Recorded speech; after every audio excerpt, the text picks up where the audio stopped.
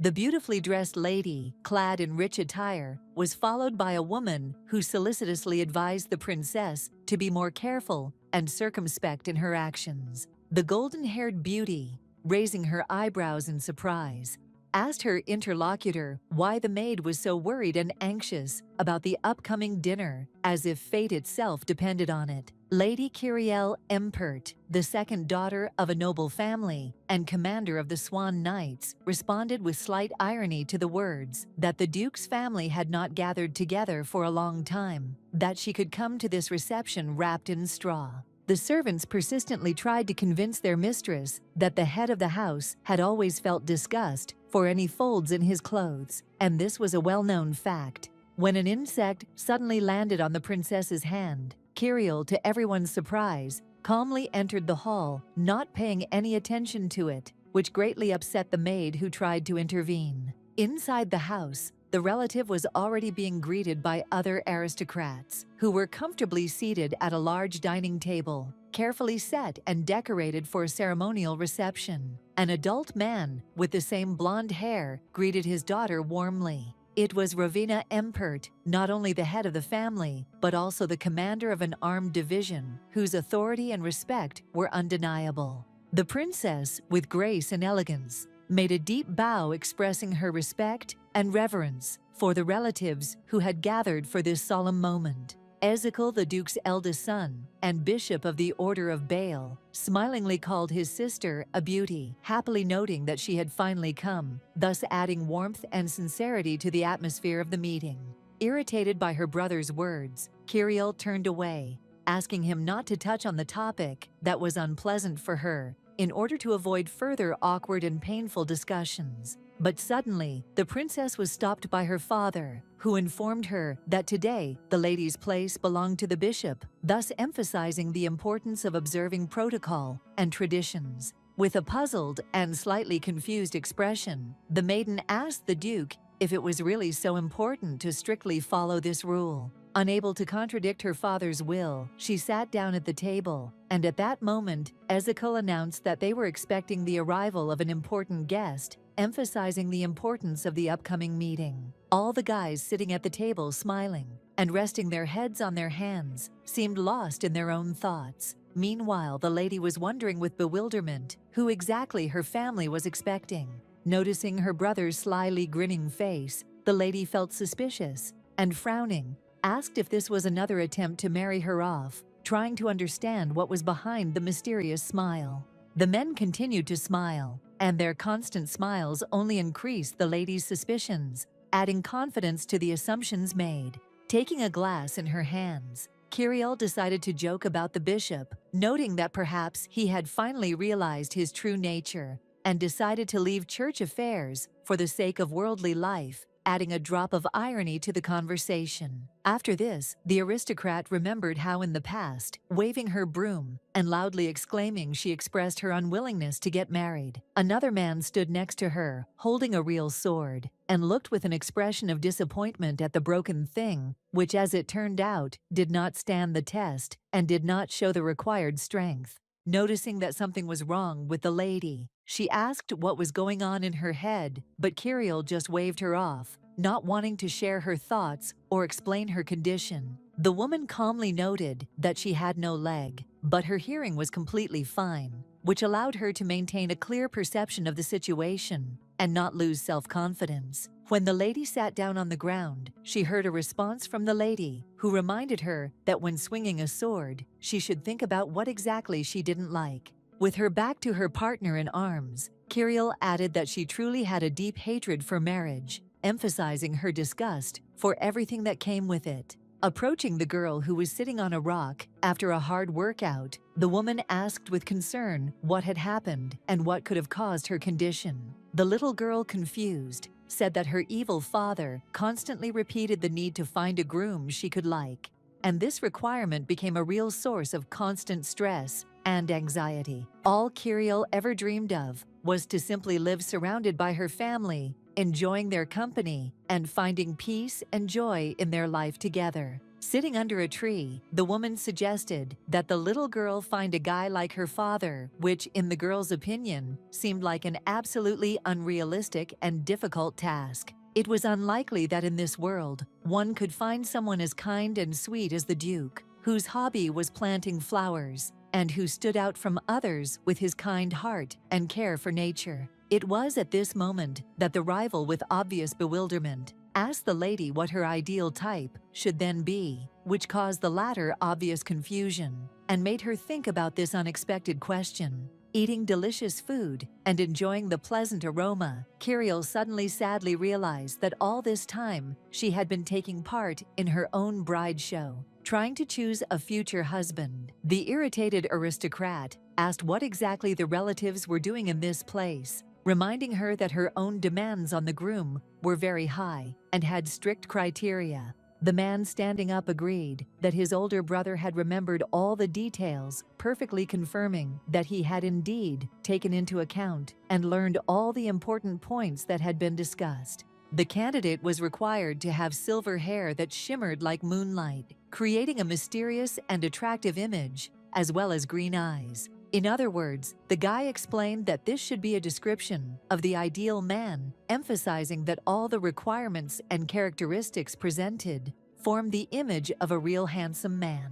Outside the window, a servant would see the guest off, and the candidate had to be impeccable in his smile and resemble a man from a legend with a magnificent aura, possessing that special charm that could enchant and impress. The guest turned out to be exactly as described. He had many facets combining both gentleness and danger, which fully corresponded to the given characteristics and requirements. Embarrassed by the groom's beauty, the maid invited him to go into the dining room, trying to hide her excitement and impression of his appearance so as not to distract from the solemn event. Smiling slyly, the aristocrat, having memorized her relative's preferences, added that the candidate should be a man of few words, but at the same time have a pleasant and deep voice. In addition, the future husband must have a title that confirms his high origin and keep some secret that adds mystery and intrigue to the image. The father, who had remained silent until then, also knew that his daughter dreamed of a lover who would be a cut above both literally and figuratively, meeting her high standards and demands. Entering the room, the housekeeper happily announced that the guest, adorned with a precious blue brooch, had finally arrived, causing general excitement and joy among those present. Smiling mysteriously, the handsome man introduced himself as Idvin Sulate, Ridgevis, and addressing Kiriel, called it the lightest and most refined sword in the Duke's family, emphasizing its special significance and unique qualities. The nobles standing behind began to whisper that his sister would definitely like him, while the lady herself watched the guy with irritation, assessing him and trying to hide her displeasure. Looking at the guest in surprise, Kiriel could not believe in his existence, because she herself had invented him a long time ago, creating images and fantasies that helped her avoid marriage. Not understanding where the brothers and father could have found such a handsome man, the lady thought that she shouldn't be rude to the guest, since it would look extremely strange and awkward, especially considering his impressive appearance. Closing his eyes like a true gentleman, the nobleman said, with a slight smile, that he could not have imagined that the Duke would invite him to dinner, expressing sincere surprise and gratitude for such an unexpected and honorable invitation. Kiriel could not help but notice the charming voice of the aristocrat, which, filled with sophistication and enchanting depth, captivated and attracted attention.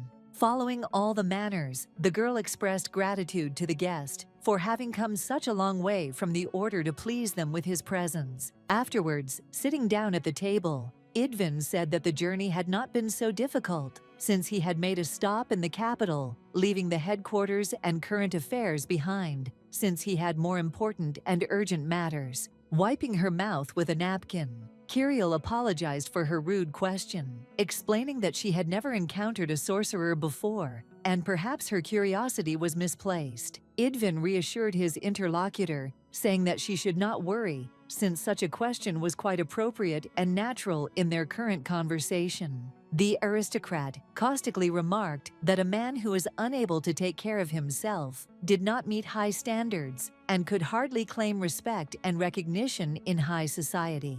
Kyrielle glared at her brother, realizing that this whole idea of finding the perfect person was his idea, and now she realized that he was behind this whole plot. However, seeing no reaction from the bishop when she accidentally stepped on his foot, the girl suddenly realized that it was not her relative's foot, but a guest's, which made her feel awkward. The man quietly whispered with his lips that he was not in pain at all, trying to calm his daughter-in-law and make her understand that he was not offended and did not feel any discomfort. This made the aristocrat embarrassed and blush, as she did not expect such a soft and polite reaction, which only increased her embarrassment. The Duke noted with concern that it must have been difficult to become a master sorcerer at such a young age, expressing his surprise and admiration for the boy's accomplishments, considering his youth. Idvin smiled politely and replied that the path to this mastery was not as thorny as it might seem, modestly downplaying his achievements and demonstrating calm and confidence. Ezekiel quietly whispered to his sister that Idvin seemed to have taken a liking to their father, hinting that the guest had made a favorable impression and perhaps lived up to the family's expectations. Gripping her fork tightly in her hand, Kyrielle asked her brother, in a subdued tone, to shut up so she could concentrate and figure out how to get rid of this handsome man and throw him out of the house. The lady strictly ordered her brother not to return, without her explaining that she could not go out in such a state and needed his help to tidy herself up before appearing in public. However, suddenly Idvin stood up from his seat, bowed politely, and said that it was time for him to leave, which caught everyone by surprise and left a feeling of something unsaid. After this, the man explained that he did not want to be superfluous at their family dinner, and now after his departure, they would be able to calmly discuss everything that was necessary without outside interference. Not wanting to let the handsome guest go so easily, the nobleman's father admitted that he would be glad to meet him again for a cup of tea to continue the conversation and get to know him better. Kyrielle added that she would accompany them, offering to walk the guy to the door and ensure comfortable care, which emphasized respect and attention to the invitee. Watching the handsome man, the lady prayed to the god Altion Baal, asking them that her brother and father would finally grow up and stop believing in the deception of strangers, thereby ensuring a more sensible and meaningful attitude to what was happening. All this time as they walked together, Idvin remained silent, allowing others to speak and reflect, and thus creating an atmosphere of calm and reflection. Suddenly, the boy stopped and with a slight smile said that he expected the princess to show him the way to the exit, hinting at her intended role in the send-off. Kyrielle, shrugging her shoulders, explained that, lost in thought, her gaze had caught on his broad back, which had prevented her from immediately paying attention to the need to show the way. With a smile, the man asked if the demanding lady liked anything about him, showing curiosity and a little mischief, as if expecting an honest and direct answer. Silently, the maiden listened to the words of the guest, who was trying to look attractive to her, realizing that his efforts were aimed at making a positive impression. The lady escorted the aristocrat to his carriage, wondering why such a majestic sorcerer was seeking to win the favor of the Duchess. Idvin thanked the lady with sincere respect for the fact that the noblewoman deigned to accompany the man to the carriage, expressing deep appreciation for the attention and care shown. The handsome man was interrupted by the brave lady, who modestly stated that she had done nothing special, and that such actions were simply a manifestation of politeness and courtesy. Idvin noticed that the noblewoman was probably tired after the night's training, but despite this, she continued to maintain her manners and carry herself with impeccable dignity. The meeting ended with a firm handshake and a warm wish from the guest to receive a response to his letter, leaving behind a feeling of satisfaction and hope for the further development of relations. As she watched the carriage leave, Kyrielle thoughtfully wondered how the stranger could have known that the lady had been training hard all night. Turning around and swinging her cloak, the aristocrat was completely shocked by how perfectly Idvin matched her idea of a man. His appearance and manners were beautiful, Long ago, when the noblewoman was still a girl, she often discussed the ideal guy with a courtier, imagining what an ideal life partner should be like. Having not received a clear answer about the desired groom, the woman decided to independently create the image of the ideal life partner, forming it in her imagination, and taking into account all her preferences and requirements. The girls listened fascinated, as the idea of creating an impossible man was discussed, arguing that it would make the task of avoiding marriage much easier if such an ideal existed only in the imagination. Smiling slyly, the princess asked the servant to tell her about her ideal, showing interest in others' views and preferences in order to better understand the idea of perfection.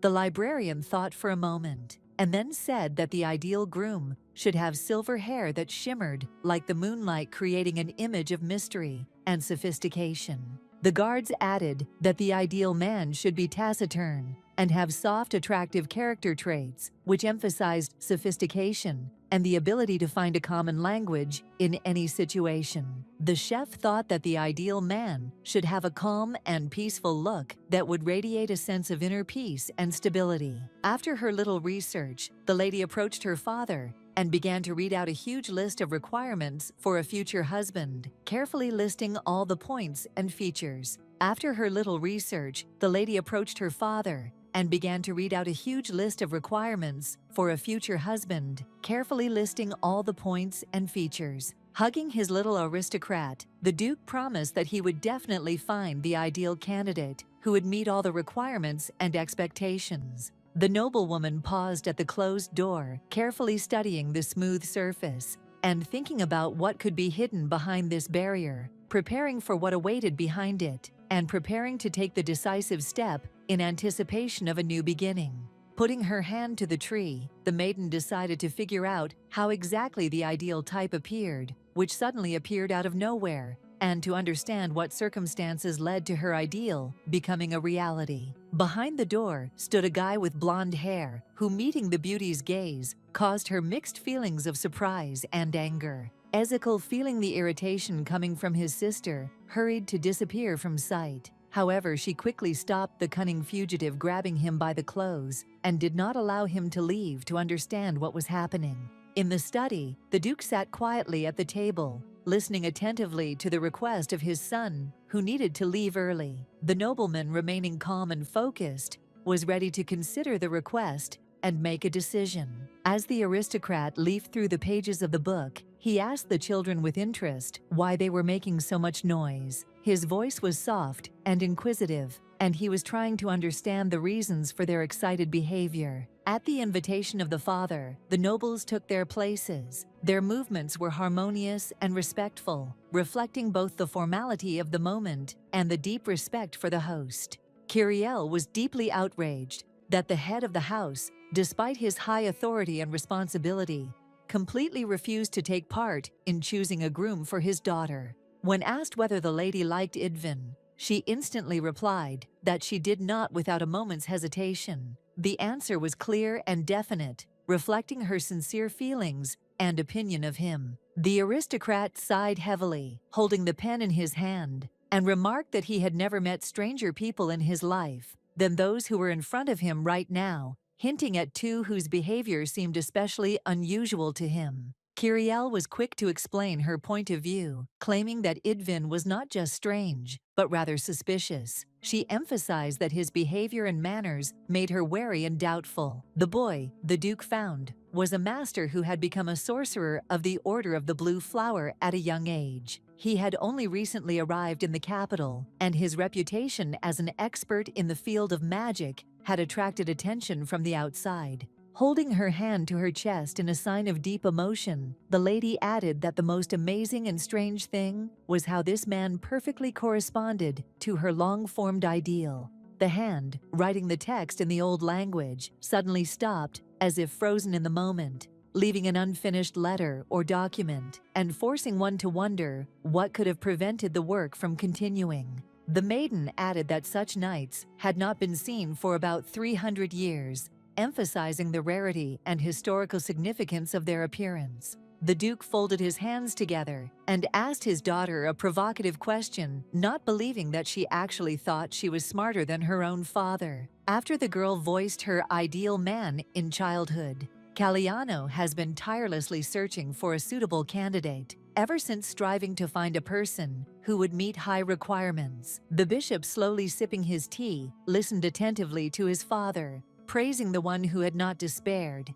and still managed to find the ideal aristocrat. The room became heavy with air. Disappointed, the father said that Caliano had indulged the noblewoman. Too much words that reflected his disappointment that such an important decision had been based so much on the whims and wishes of his daughter. With her hands folded in her lap and her head bowed in humility, Kyriel asked for forgiveness with deep sincerity and emotional intensity, truly repenting of her actions. Placing his hand on the table and rising from his seat, the Duke addressed his relative in a serious and insistent tone, emphasizing the importance of the upcoming conversation and his desire to resolve the situation that had arisen. In their state, an unmarried knight could not aspire to high positions of power. Strict tradition emphasized the importance of family status and stability for those who occupied key positions in society and government. Loyalty began with devotion to one's family, and that was why the aristocrat had linked his fate with Kyriel's mother by marrying her. This bond not only strengthened their family ties, but also emphasized the importance of trust. The lady's hands clenched into fists with tension.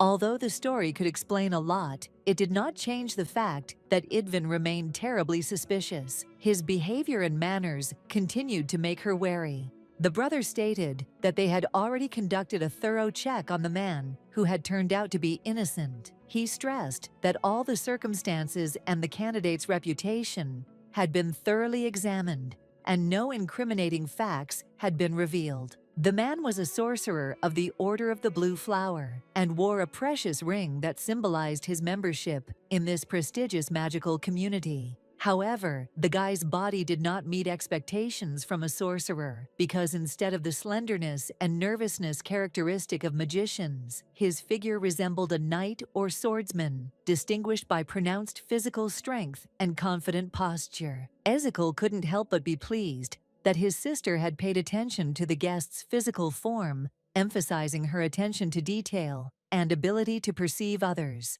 Approaching his daughter, the aristocrat stated that a true knight's feelings must be deeply truthful and not superficially close, emphasizing the importance of sincerity and inner dignity in true knightly behavior. After this, he leaned towards the girl and, with severity in his voice, ordered her to demonstrate that she had strictly adhered to the ancient traditions and customs that had been passed down by her ancestors. When the sister did not dare to object to her father, Ezekiel stood up from his seat and said that the man should be glad that at least one child in this family behaves obediently and respects his elders. The nobleman ordered his son to leave the room, to which he, with a slight smile on his lips, replied that he had never been known for his obedience and was far from being able to obey unconditionally. At these words, the aristocrat simply pushed his son out of his room, leaving him standing outside the door without the opportunity to return and continue the conversation. During a training session held among the knights, an arrow shot with impeccable accuracy pierced the target, perfectly demonstrating the superb skill and exceptional ability of the thrower. Kyriel, known for her outstanding archery, demonstrated her skills during training, while the crowd in the stands watched her every move in admiration. A man in uniform with clear, bright eyes, who was Ferdinand Honore, a childhood friend of the princess, addressed the commander with a request or a question, demonstrating respect and confidence in his words. Kyriel couldn't understand why Honore was so worried. She noticed that he was worried because the lady had already broken 5 bows out of anger, which seemed like an exaggeration to her. The guy refused, claiming that he had not exaggerated the situation at all, and that taking care of the noblewoman was his duty, which he carried out with full responsibility. The irritated lady, with undisguised irritation, declared that this remark was completely inappropriate and out of place, while aiming at the target of her anger. Suddenly, a strange hand gently lay on top of the woman's, who was tightly clutching the weapon, causing her to freeze for a moment in confusion. Ferdinand, with a soft smile and warmth in his voice, quietly said, addressing the lady, that everything that had been done today was already more than enough, and perhaps it was time to stop and give himself a little peace. Sitting next to his old childhood friend, the young man guessed that a few days ago, the beautiful lady had again visited the Duke's house, where they had again discussed the annoying marriage. Kirill drained the glass in one gulp, which finally dispelled all of Honore's doubts, confirming his suspicions and leaving behind only clarity and certainty. The princess's subordinate understood perfectly well that no one could compare with the aristocrat, whose nobility and grandeur left everyone far behind. The upset lady bitterly admitted that despite all the efforts, the noble family managed to find the ideal man who met all the requirements and ideas about the real ideal. Surprised to the depths of his soul, Ferdinand, with his mouth open in shock and bewilderment on his face, could not tear his eyes away from the princess.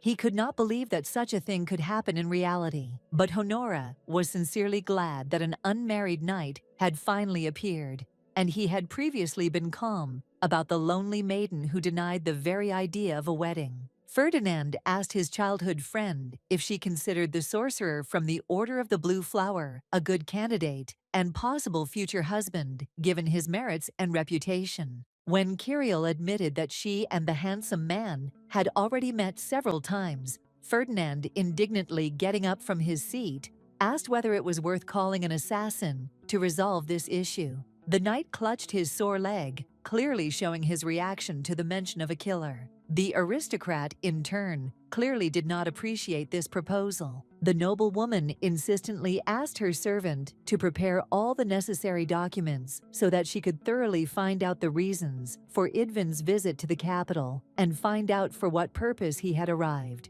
As the lady was trying to remember the name of the attractive young man, a servant intervened in the conversation and brought the guest to the lady. This young man could be a potential suitor for the Duchess. Idvin noted with mild displeasure that he had expected his name to be simple and easy to remember, and expressed disappointment that it had turned out differently than he had expected. Kirill approached her previous interlocutor, discussing whether the meeting had been previously planned and seeking to find out the details and circumstances surrounding this event. In defense of the lady, Ferdinand stepped forward, shielding her, and informed his guests that unannounced visits were strictly prohibited in high society, emphasizing the importance of following protocol. The guy handed over the letter, explaining that he had not come by chance, but on behalf of the Duke, emphasizing that such a visit was of great importance and predetermined by his high status. The maiden began to read the letter and soon discovered that her father wanted her to get more rest, so he sent her a gift, clearly hinting at a member of the Order of the Blue Flower as a potential companion. Idvin took out a box of exquisite tea, explaining that it was expensive and special. The man suggested moving the meeting to a more casual setting,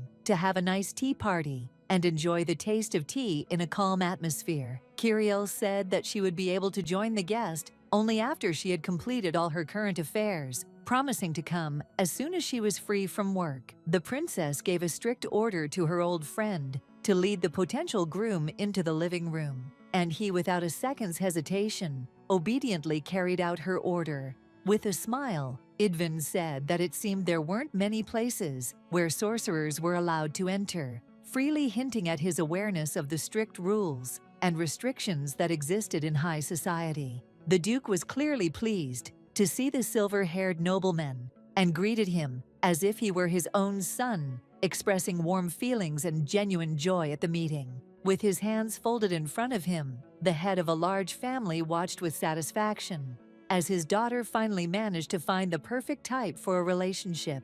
Smiling awkwardly, Kirill, trying to hide her embarrassment, curiously asked where exactly her dear father had managed to find that magician who was so important to their current affairs. The man recalled that there was a special volunteer program that he took advantage of while wandering the busy streets of the city, which helped him find the right person. A week ago, the aristocrat, showing his nobility and generosity, came to the orphanage with the aim of providing assistance and bringing food to the orphans, demonstrating true compassion and care for those left without support. Kiriel was aware of this and was deeply impressed by her father, who continued to provide help and support even in the most difficult times without diminishing his generosity and nobility. Rarely did anyone go there, and therefore unfamiliar faces that appeared in the shelter immediately caught the eye standing out against the background of the people who occasionally visited it. It was there that the Duke met an attractive young man who did not shy away from difficult and challenging tasks that nobles did not usually undertake. This man, with his good qualities, was ideally suited to Kiriel. Awkwardly listening to her father's serenades towards the guest, the girl interrupted him, saying that it would be enough to stop at describing the man's appearance without going into details. The nobleman concluded by claiming that fate itself had brought them together, emphasizing how surprising it was that their paths crossed at that moment. The father of a large family was aware that knights were not very fond of sorcerers, but he was happy that he managed to find the young man that his daughter liked despite all the prejudices. Grabbing Kiriel's hands, the man compared her to himself in his youth, saying that if the lady was happy, then he himself would also be happy and content, finding satisfaction in her well-being. Sitting with the documents, the girl thoughtfully thought about how to preserve and strengthen her father's feelings, striving to maintain trust and satisfaction. Ferdinand accidentally ran into the commander in a long corridor where their meeting turned out to be unexpectedly significant, opening the door to an important and rich conversation that they were to discuss. The subordinate reported that the guest, who had been waiting for his companion for 2 hours, began to show impatience. He then asked what should be done in this situation to ensure a comfortable resolution of the problem. It turned out that all this time, Honore had been carefully watching the strange guest, who sat like a statue, without showing the slightest sign of impatience, despite the fact that he had already been waiting for his companion for 2 hours. The aristocrat once again forgot the name of the attractive young man, addressing him with an inappropriate form of address, which again caused an awkward situation. The luxuriously furnished room was empty except for a bouquet of flowers left on the sofa, a lonely accent reminding of their recent presence. On a small table in the room lay a single white flower, emitting a pleasant and delicate aroma that filled the space with its refined beauty. As Kiriel walked into the room, confused, she noticed another detail that was not immediately obvious, but upon closer inspection turned out to be an important touch that complemented the overall atmosphere and gave additional meaning to the setting. On the table, under an elegant coverlet, lay a letter which attracted the lady's attention by its presence, contrasting with the rest of the objects in the room. Taking the letter in his hands, the knight noted that before leaving, Idvin left a strange message that was different from the usual notes. The letter mentioned a tea that stood on the table in the room, which was distinguished by its incredibly beautiful purple color. It turned out that the drink was made from rare flowers that were collected over 3 days and 3 nights. After they were steeped in water, slices of lemon were added to the mixture to achieve that mesmerizing purple color. This color was reminiscent of the midnight sky, strewn with lonely stars, creating a feeling of deep night silence and endless spaces into which one could immerse oneself, admiring the mystical shade. The lady took the cup in her hands, deciding to try the drink, which according to the guest was supposed to calm the nerves. Her intention was to test the promised effect of this mysterious potion. It turned out that Idvin had been watching the sword lady's training as she fought against another swordsman. He understood that she had a great responsibility as a fighter. The man himself was still waiting for news from her while he went by carriage to a hotel in another city where he planned to stay for a few days, hoping for a quick connection. Idvin had a presentiment that the letter from the Duke's family would still reach him, even though some time had passed, and this wait, although painful, remained a hope for him. Kiriel read with irritation the words of the guy, who with a smile suggested that they call each other by their first names if his long and complicated last name turned out to be too difficult for the lady. Having drunk the really tasty tea in one gulp, the girl realized that Idvin was talking complete nonsense.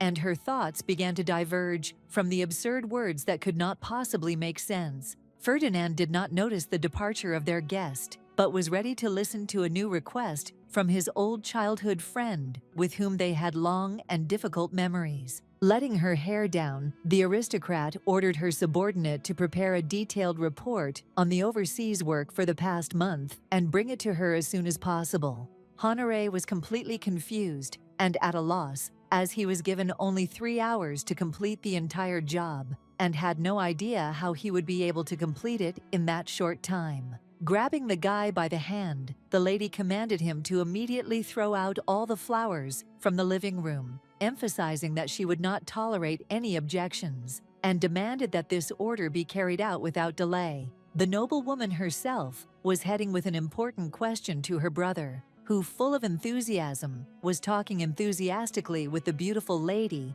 clearly absorbed in the topic of their conversation. The large building was magnificently decorated with sword symbols, giving it a majestic and imposing appearance, emphasizing its importance and historical significance. A man with long blonde hair walked towards a large sphere that was shining brightly, creating a magical and mesmerizing glow around it. Kiriel noticed that nothing had changed in this place for a long time, when suddenly a voice was heard calling her sister. This unexpected sound broke the silence. A strong-looking woman, with a short haircut and a kind smile, noticed that the lady had not been in their modest abode for a long time, and this absence clearly affected the atmosphere of their cozy corner. The aristocrat came to the bishop, who was currently busy examining the qualification documents, carefully checking every detail and assessing their significance. The lady said that she would convey an important message and request a meeting with the bishop to discuss some important matters that required his attention.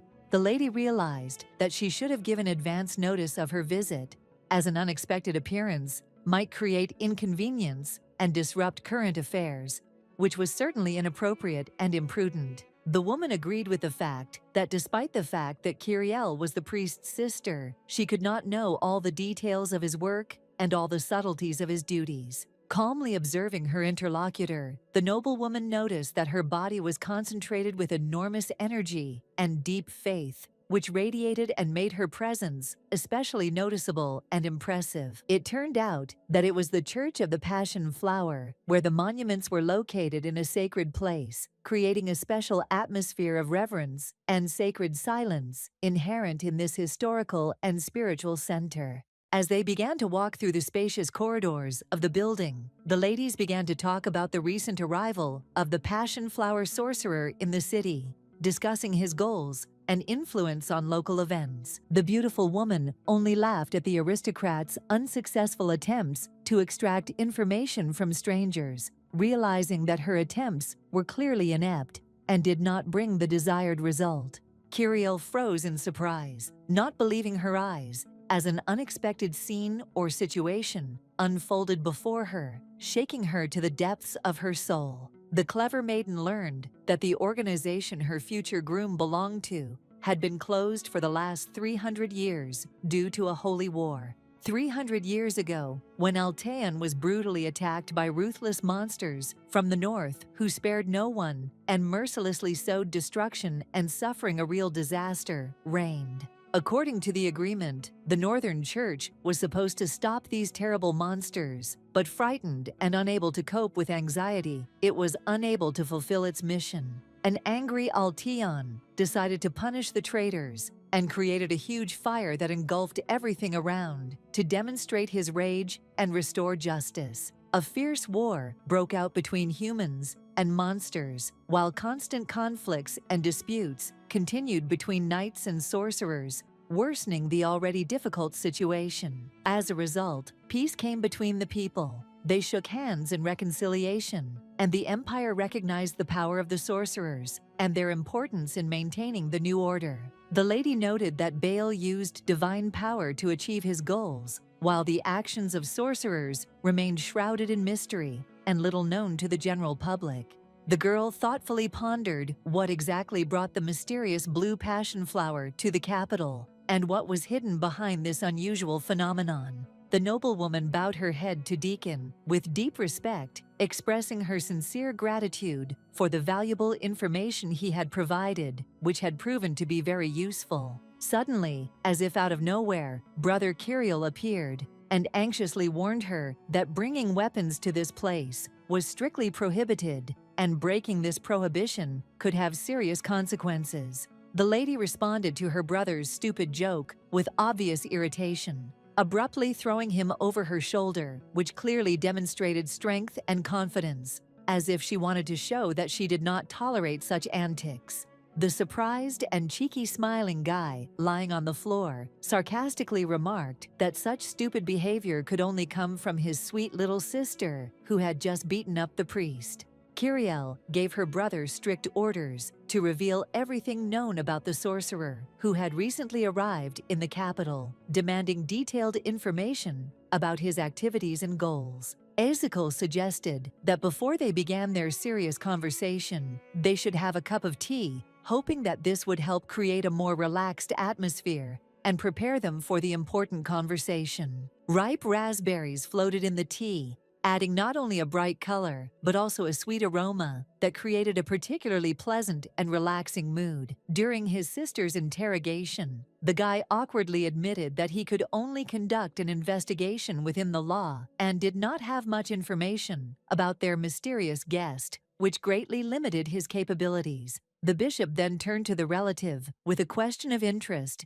asking if she knew exactly how Idvin and their father first met and became acquainted in order to clarify this important detail of their history. Taking the cup in his hand, the man added that His Majesty personally invited the sorcerer, and only a very narrow circle of people were aware of the magician's arrival, which makes this information especially secret. There were previously 24 mages, but now only 12 remain. Idvin, previously an acolyte, completed his training, and after passing a rigorous selection, received a new name in keeping with the times. Realizing that each name in the mysterious order had a special meaning, Kirill asked about the meaning of the future groom's surname, trying to understand its true essence and importance. Smiling, the aristocrat explained that Idvin's name symbolized purple midnight, and that his unique ability involved manipulating time. In complete shock, the lady froze in place, shaken by the realization of the depth and significance of the unique ability that radically changed her perception of the strange man. Idvin was a powerful sorcerer with rare knowledge and skills that allowed him to communicate with the passion flower providence itself, a mysterious and ancient entity. Kirill, clutching her tired face, with her hands tried unsuccessfully to understand how she had ended up in this difficult and confusing situation that was now surrounding her on all sides. Ezekiel carefully opened the envelope, expecting to find a letter or a note inside, but to his surprise, he found a small bandage, like a gift hiding some kind of riddle. When the guy asked his sister where she could have come across pornography, the lady, taking a cup of tea, calmly replied that it was some kind of nonsense and not worth paying attention to. After this, the aristocrat, with a slight shock on her face, turned to her relative and asked him if he still couldn't forget about the old incident, which in her opinion should have long since become a thing of the past. Kirill's penetrating gaze caused the man to freeze in silence, and then frankly admitted that he still felt slightly uneasy and could not completely calm down because of what had happened. The aristocrat rose from the comfortable sofa and, a little embarrassed, admitted that she felt strange because she had not seen the holy altar for a long time. Ezekiel sincerely asked Kirill for forgiveness, as he felt the full weight of responsibility for past events and felt deep guilt towards her for his actions. It happened 10 years ago, when a young priest called a sister who was adjusting the folds of her dress to show her something interesting and fascinating. The little girl asked her brother to stop distracting her so that she could focus on her studies and not lose concentration. The boy could not calm down. He kept enthusiastically bragging about the object that the emperor himself had visited. He proudly showed the thing to everyone around him, repeating everywhere how important and unique this artifact was. This treasure turned out to be a blue magic ball, which had an amazing property. It began to glow when it was approached, closely emitting a soft and mysterious light that fascinated everyone who saw it. Passionately about how the ball changed color the moment all the priests took the oath, he described how a magical transformation took place as the ball's color changed in response to the sacred words. The guy taking his sister's hand in his own suggested that she try to do the same thing as he did, hoping that she too would be able to feel the same magic and experience joy. The enchanted girl listened to the words of her relative, who explained that they needed to take an unbreakable oath, similar to the one that their kind mother had once given. Ezekiel offered Kiriel the opportunity to practice writing the oath on paper that would become an official document when she led the knights, explaining that it was important preparation for her future role. After that, the boy explained that when the big day came, his sister would not worry at all, because all the efforts and preparation would help her feel confident and calm, regardless of the circumstances. Smiling sheepishly, the lady agreed that her intention to become the head of the knights was as significant as that of their mother and father, and then emphasized that she aspired to follow their example and continue the family tradition. The text turned out to be quite voluminous and complex, occupying many pages and requiring a lot of time and effort to carefully study and understand all the details. The boy himself wondered with some excitement whether the oath had worked. It had been only a joke and nothing more, which could cast doubt on all serious intentions and expectations. They had to take an oath in a sacred place, and despite the excitement, the goddess performed this important ritual with deep devotion and respect. The promise ended with touching words in which the man swore before God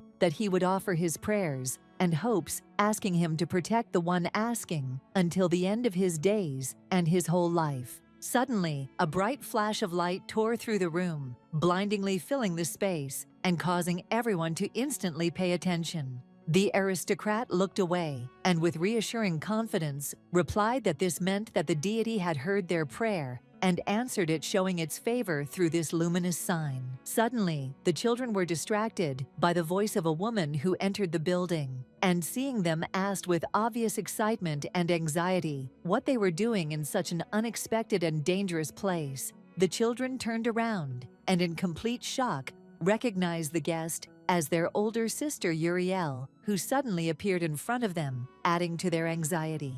The woman walked up to the oath and began reading it out loud, trying to make out what exactly was written.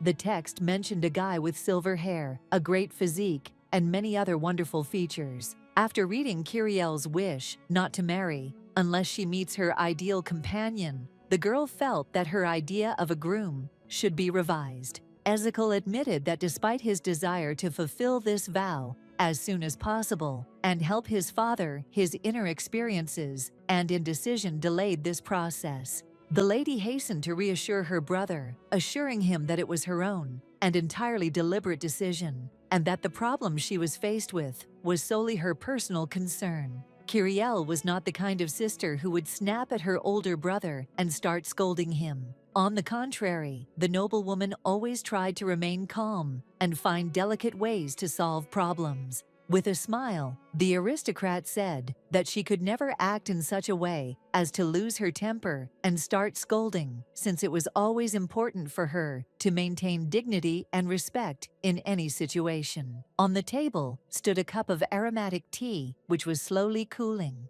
filling the room with a cozy and calming smell. The guy frowned as he sat on the couch, trying to remember the last time his sweet sister walked around the house with such a sincere smile on her face and radiated joy and calm. 10 years ago, young Kiriel ran around her father's estate, her laughter loud and joyful, filling the space around her with genuine gaiety and innocent playfulness. She was eager to show off her achievement to her parents, but stood hesitantly at the door, mindful of the strict prohibition that did not allow her to enter inside and violate the established order. So the little girl decided to hide behind the door and patiently wait until her parents were free and she could come in to show off her achievement. Inside, there were men. One of them was expressing gratitude to the other for raising Kiriel, even though she was not his own daughter. The second man was trying to comfort Caliano, who was sobbing, trying to console him in his difficult moment.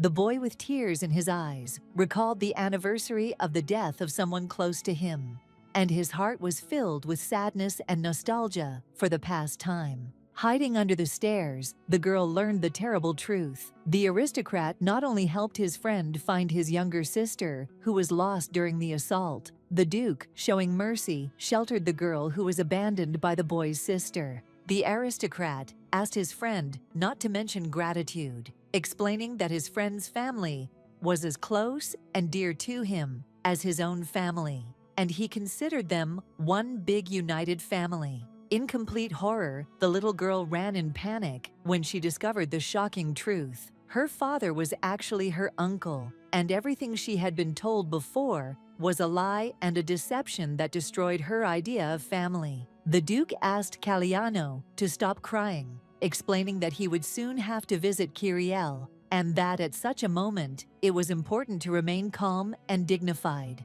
The man happily reported that he had decorated the entire kitchen with fresh cranberries, which was a fitting tribute to the youngest lady in their family, creating an atmosphere of celebration and coziness that filled the house with warmth and good cheer. The aristocrats found the baby in the kitchen, where she was already covered in sweets that were scattered around her, creating a chaotic but cute sight. Caliano gently grabbed the girl by the chin and said that she was all dirty after eating, smiling at her involuntary pranks and giving the moment a warm and caring tone.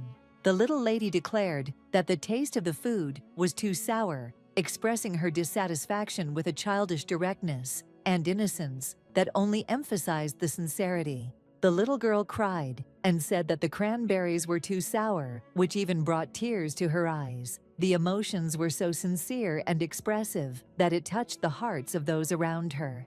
The nobles immediately rushed to calm Kiriel, explaining that the berry should be sprinkled with sugar to soften its sour taste and make the treat more pleasant and delicious. The aristocrat decided to show off the decoration, declaring that next time she would wear not a third-rank brooch, but the best one first rank, which would stand out for its exceptional quality and elegance. Caliano was quick to add that the little girl shouldn't have worried so much about rank, hugging her and assuring her that no matter what, they would love her and support her no matter how the circumstances changed. Before her birthday, Kiriel always remembered this incident. Standing in front of a man on the street, she received a greeting from him, befitting a commander, which reminded her of the importance and respect she deserved. This guy was Albert, the head of the Swan Squad, who was responsible for all the affairs that happened during the work abroad, coordinating the actions of his team, and supervising the execution of important missions.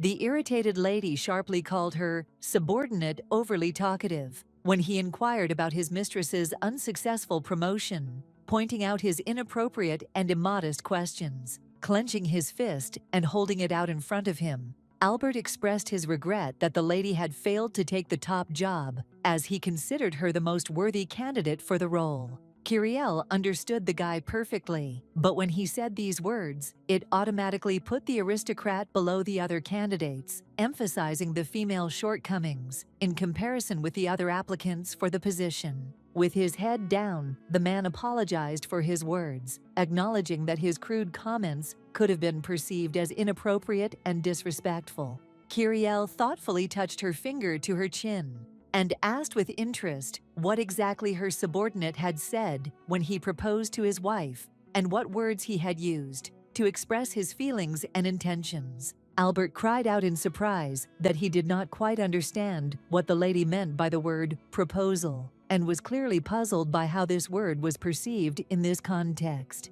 Following the strong lady, the guy was surprised to think about whether she really had a boyfriend, and these thoughts caused him mixed feelings and slight bewilderment. Raising his hand and gesturing towards his companion, Albert wondered why she was in such a gloomy mood, since Edwin had shown a genuine and obvious interest in her, which should have pleased her. Smiling broadly, the man expressed his joy that the aristocrat finally had a partner who met all her high requirements, and even the very fact of his existence. Disappointed that the news of the mysterious groom had reached even the knights, Kiriel covered her eyes with her hand, in despair as if trying to hide her feelings. and hung her head dejectedly, feeling the unbearable weight of this news pressing on her heart. It was getting late. The sun was slowly sinking below the horizon, painting the sky in soft, golden pink hues and illuminating the bell tower with its last rays. It was time to end their long conversation.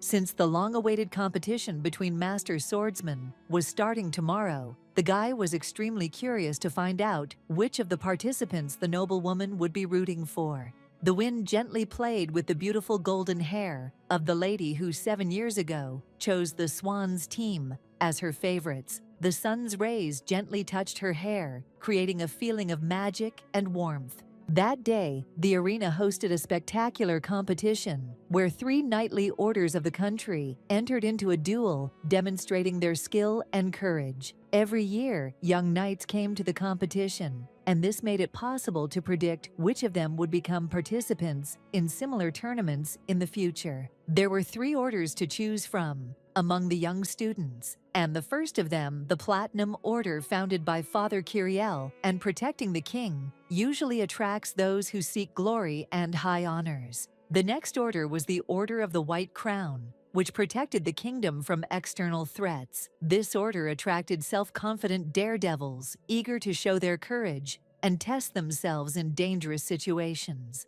In addition, there was the Order of the Swans, which protected the capital and attracted those for whom the safety of the family came first. It was intended for those who sought to provide stability and protection for their loved ones. Under a blue sky, the arena was decorated with bright flags fluttering in the wind and adding color to the atmosphere of the competition. The knights would discuss the students, presenting them under different numbers, which added an element of organization and systematization to the process of evaluating and selecting future candidates for their orders. The heads of the orders sat on majestic thrones to watch from above what was happening in the arena, carefully monitoring every movement and display of skill of the young knights. An adult man, with his hair pulled back into a ponytail, Ilia Cledante, the leader of the Swan Orders, approached Kyriel and asked if the current situation reminded her of the past, which added an element of nostalgia.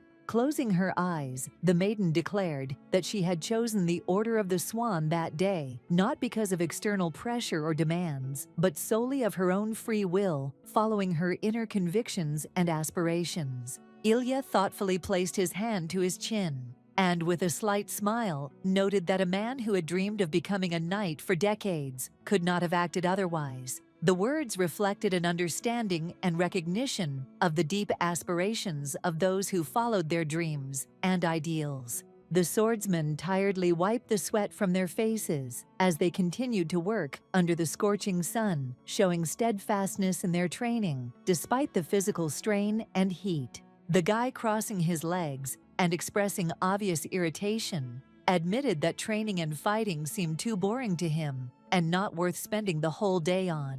Awkwardly adjusting his tuxedo, another aristocrat declared that the next autumn competition would be much better, hoping that the upcoming events would live up to expectations and bring more vivid impressions. Surprised, Kyriel froze in place when the Lord suggested organizing a competition between the Swan Knights. The proposal unexpectedly caught her attention. The head of another order with dark hair and a noticeable scar on his eye agreed with the proposal, not finding the strength to object and accepting this decision as a given. Father Kyriel called the proposal for a competition pointless, to which Ilya responded in a friendly manner that he did not force anyone to participate and only suggested the idea, leaving the choice up to the participants. Looking coldly at his interlocutors, the nobleman declared that he did not want to use his children merely to demonstrate strength and dominance, preferring to seek more worthy ways to demonstrate his power.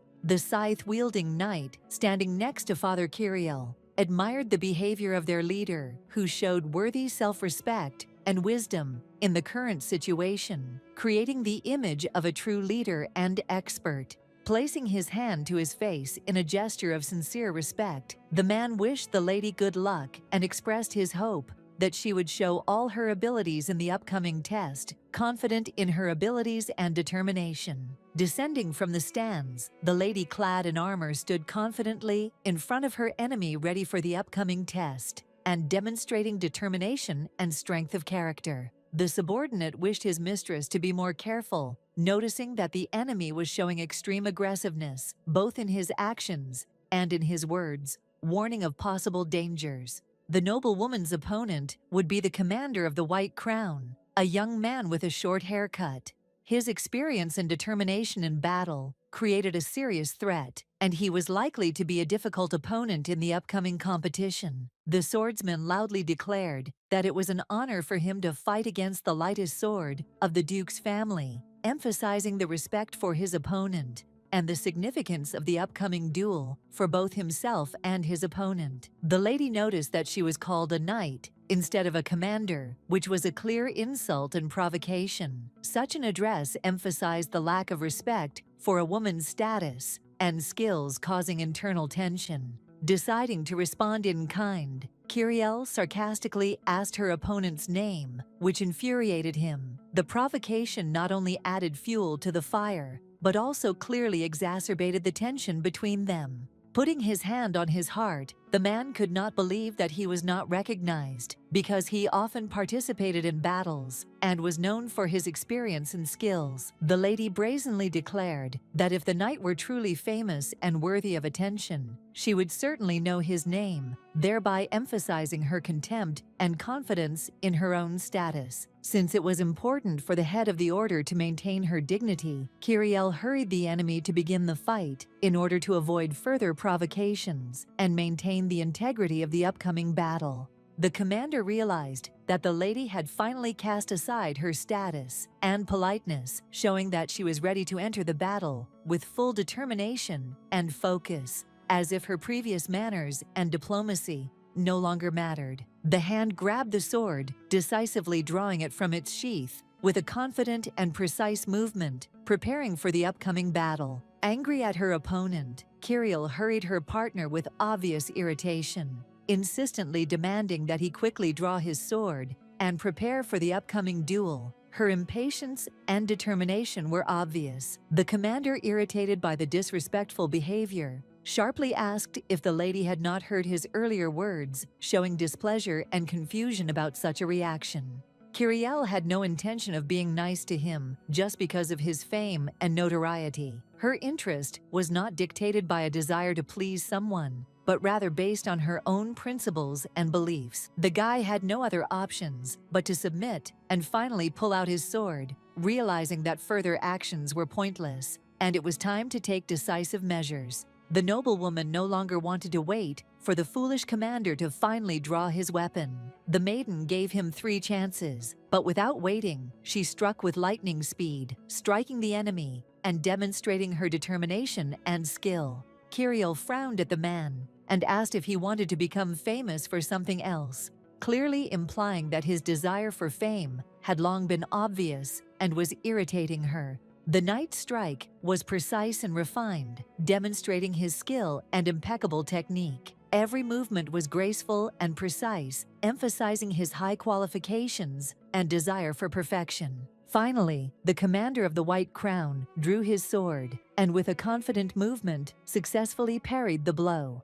The actions were precise and decisive, which allowed him to easily cope with the attack and maintain his dignity in the battle. The boy didn't want others to think he was chickening out when he parried the blows. He made every effort to demonstrate his fortitude and confidence, not allowing doubts in his abilities to cloud his reputation. Suddenly, green sparks flew between the opponents, which greatly disconcerted them and introduced an element of surprise into the duel. Bright flashes, like a magical effect, distracted them for a moment and changed the dynamics of the battle. The spectators of the fight tried to understand what had happened, watching the sudden green sparks that filled the air. Everyone was intrigued by this unexpected and mystical phenomenon, which clearly affected the course of the fight. Lying on the floor, the defeated man tried to comprehend how he had ended up in this position. He tried to understand what mistakes he had made and how exactly the situation had developed in such a way that it had led to his defeat. However, Kiriel also remained on her knees without her sword, which added an extra element of surprise to the situation. This position on the battlefield indicated that she was facing difficulties. The commander, who was eager to get up first to deliver the decisive blow, suddenly realized that his feet were pinned to the ground by the lady's sword, which he had somehow failed to notice. Trying to pull the weapon out of his clothes, the knight strove to free himself, concentrating all his efforts on freeing himself and overcoming the obstacle. But in just a moment, Kiriel was back on her feet, confidently gripping the hilt of her assistant's sword. Her swift recovery and determination were astonishing, as the lady quickly returned to the fight, ready to once again demonstrate her skills. Squinting, the aristocrat stated that before demonstrating her aggression, she should first curb her emotions and rude manners. The word sounded like a reproach, emphasizing the importance of self-control and respect in any interactions. Ilya could not restrain himself and began to applaud,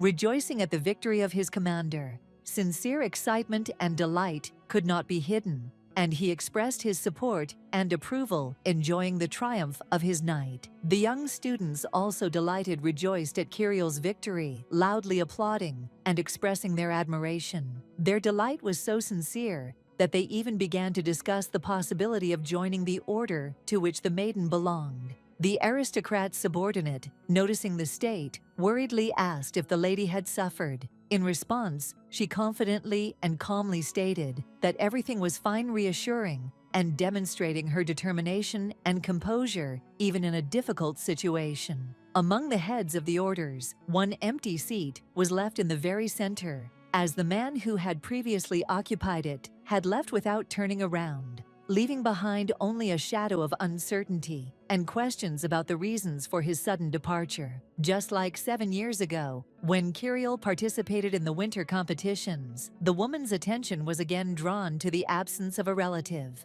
The events of the past were repeating themselves and leaving a mark on her life. Ilya then mockingly asked the girl which order she would like to join, demonstrating his frivolity and disdain for her aspirations, which left an unpleasant aftertaste and a feeling of being unappreciated. Young Kiriel firmly stated that her aspiration was to become one of the swans, clearly expressing her desire and determination to join this order. A black crow flew in the sky next to a rich mansion, its dark wings standing out sharply against the bright sky. This contrast symbolized the connection between nature and man. Opening the window, the handsome guy watched with interest as the bird flew past. The graceful movements and freedom in the air caught his attention and brought a special note of peace to his day. Smiling happily as Carax landed on his hand, the man felt true happiness. The moment the little bird settled confidently in his palm brought a feeling of deep joy and peace. Sitting in a chair and thoughtfully stroking his beautiful raven, the handsome man began to talk about how noisy and monotonous the big city seemed to him. The bird bent over the bowl of water, intending to show something important to its master.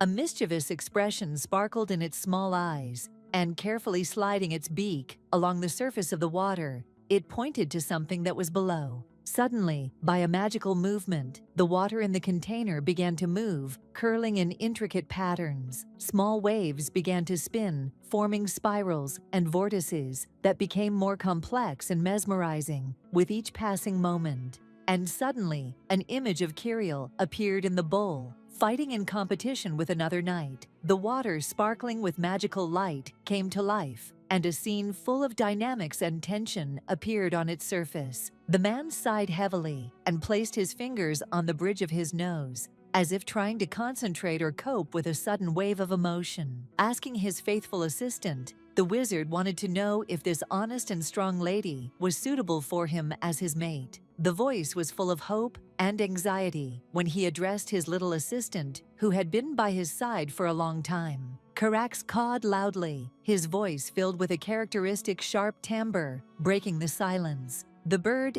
as if revived by excitement, stretched out his neck and straightened his feathers. The boy nodded in agreement that they should visit the Duke's family. Today stood up from his seat, grabbed his coat, and with a slight wave of his hand, used magic to turn his hair white. With a smile, Idvin said that he had to be the ideal for his mate. The man's tone was full of sincere approval and a slight note of admiration as he said this. The horse-drawn carriage moved slowly through the streets, leaving behind a light trail of dust and attracting the attention of passers-by with its graceful movement. Inside sat Kiriel, surrounded by young knights who sat silently lost in their thoughts and watching the outside world through the windows of the carriage. The lady thought that she should be careful during the battle so that the white crown would retain its noble face and not lose its symbolic significance among the other young swordsmen. A childhood friend disagreed with the lady, arguing that she had demonstrated the importance of tradition and honor by putting them above her own safety. Such an act underscored her deep respect for ancient rituals and values. With a smile, the boy muttered that according to the leader, they really demonstrated their skills well, and his face lit up with pride at the work done. The lady sitting next to her added that the commander had been punished for his bad behavior. The woman's words sounded with a note of confidence, as if she wanted to emphasize that justice had been restored. Kiriel looked down and out the window, saying with deep sadness and some disappointment that even if an ordinary night had come out, it would have ended the same way anyway. The lady's friends thought that the lady was too modest and underestimated her own merits, hiding her real talents and achievements behind a mask of modesty. The girl carefully asked if the hostess wanted to meet one of the guys she knew, to which she received a polite and quick refusal. Albert could not resist,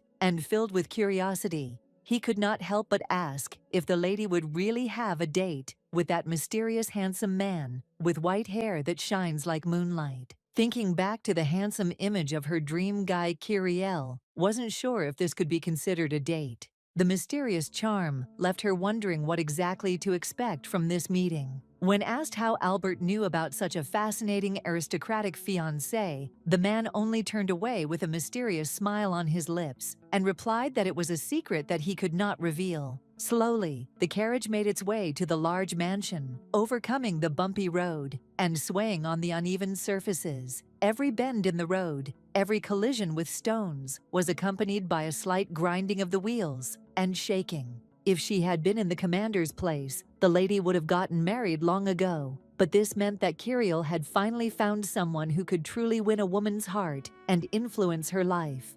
The workers stared in surprise at the guest who was already waiting for the transport to arrive. Their faces expressed a mixture of bewilderment and curiosity, since his presence in such a place and in such a situation looked unexpected and intriguing. There stood Idvin, outside, dressed in an elegant coat and classic suit. His relaxed posture and confident appearance stood out against the surroundings, attracting attention and emphasizing his status and refined taste. The wizard pointed to the letter in his hands, which had no sender listed, and then walked over to Kiriel to see if she had accidentally sent this message, his face expressing a mixture of curiosity and wariness. While the subordinates were discussing them behind their backs, the lady turned to the wizard and asked him why he had come, if he was not sure that she was the sender of the paper. The woman's voice was full of bewilderment and slight irritation. Idvin responded with confidence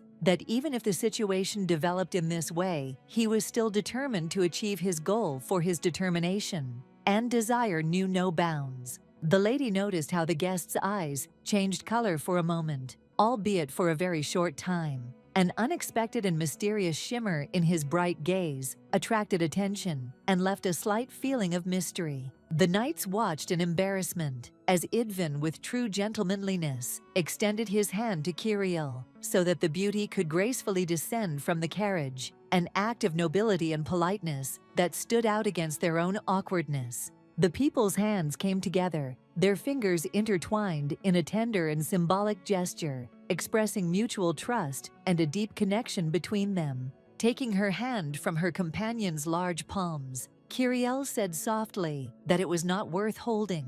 The woman's words were full of slight awkwardness, but her gaze showed grateful recognition for the attention shown. With a wide smile, Idvin noted that apparently the aristocrat's father was completely right when he called her extremely shy and sweet. The lady's imagination immediately conjured up the image of her father, who tremblingly sang odes to his beloved and tiny daughter, surrounding her with endless attention and great care. The girl, with a graceful bow and a sincere smile, said goodbye to the guest, assuring him that they would certainly see each other again in the near future, when everything would be settled and there would be an opportunity for a new meeting. Turning away, the knight walked away with a determined and confident look, heading into the unknown and leaving behind only a light trail in the dust. A sharp snap of fingers cut through the silence, and from that sound, a mesmerizing magic flowed out, illuminating the surrounding space with blinding sparks. Above Kiriel's head, emitting a mystical glow,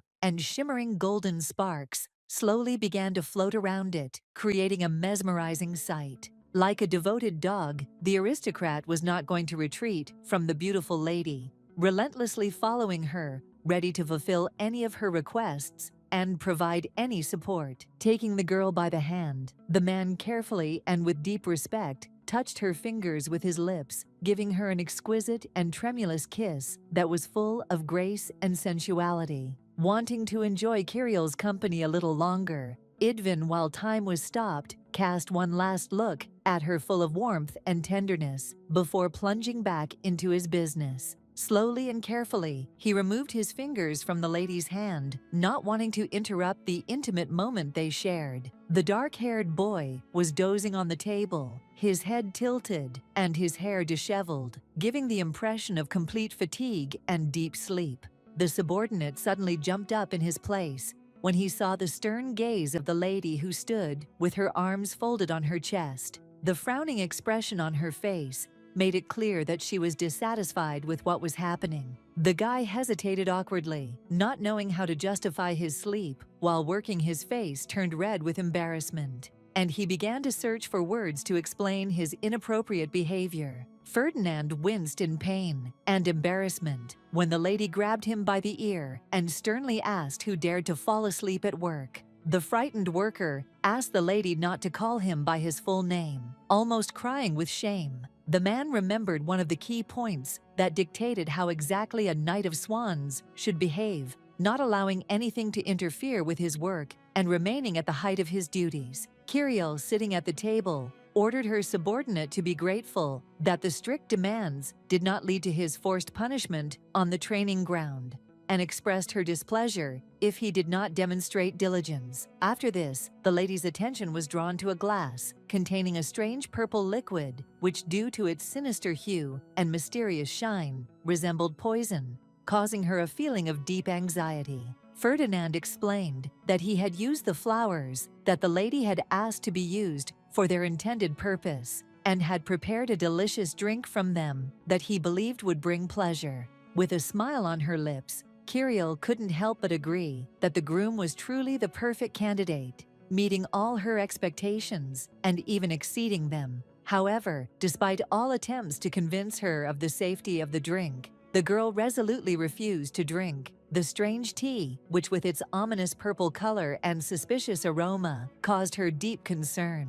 As a reward, the aristocrat presented the guard with a paper bag carefully tied with a string, which contained a gift symbolizing gratitude and respect. With joy on his face, Ferdinand began to enjoy the food offered to him, taking each piece with satisfaction and visible pleasure, which he did not hide. The document that the noblewoman read was completely ordinary and boring, did not contain anything remarkable, and was not distinguished by originality in comparison with the usual words of the subordinate. Raising his finger up covered in crumbs from the sandwich he had eaten, the man added with a smile that he had even recorded how cutely the rabbit was jumping near the control panel. Kiriel, her mouth open in surprise, listened attentively to the words of the worker, who mentioned that the weather was extremely hot, and her eyes expressed complete bewilderment. Previously, the fruits on the vendors' shelves were always fresh and appetizing, but now they began to rot, and their appearance was clearly spoiled, which significantly reduced their attractiveness and quality. Fires often broke out, which people tried to extinguish using barrels of water, but unfortunately, their efforts were often insufficient to cope with the raging fire. The aristocrat recalled that during the battles, the heads of the orders also noted how hot it was, so that sweat literally poured from their foreheads, adding another difficulty to the already difficult conditions. The lady then noted that something completely strange and unusual was happening in the capital. A protracted investigation that caused great concern and discussion among the townspeople. The knight wondered if the change in the weather could be related to the appearance of the strange man who had recently arrived in the capital. This unexpected arrival had raised many questions and suspicions in her mind. Ferdinand flinched in surprise when the noblewoman ordered the investigation to cease. He was amazed and intrigued, not understanding why she was so impressed by this man. Almost crying from embarrassment, the boy agreed that Idvin was indeed handsome, with broad shoulders and blonde hair, admitting that his appearance made a deep impression. Closing her eyes and taking a deep breath, the lady declared that she herself had no intention of seeking to uncover the whole truth about the mysterious magician, preferring to leave the matter alone and not delve into its secrets. Ferdinand, covering his forehead with his hand in embarrassment, said that if his father had given the order,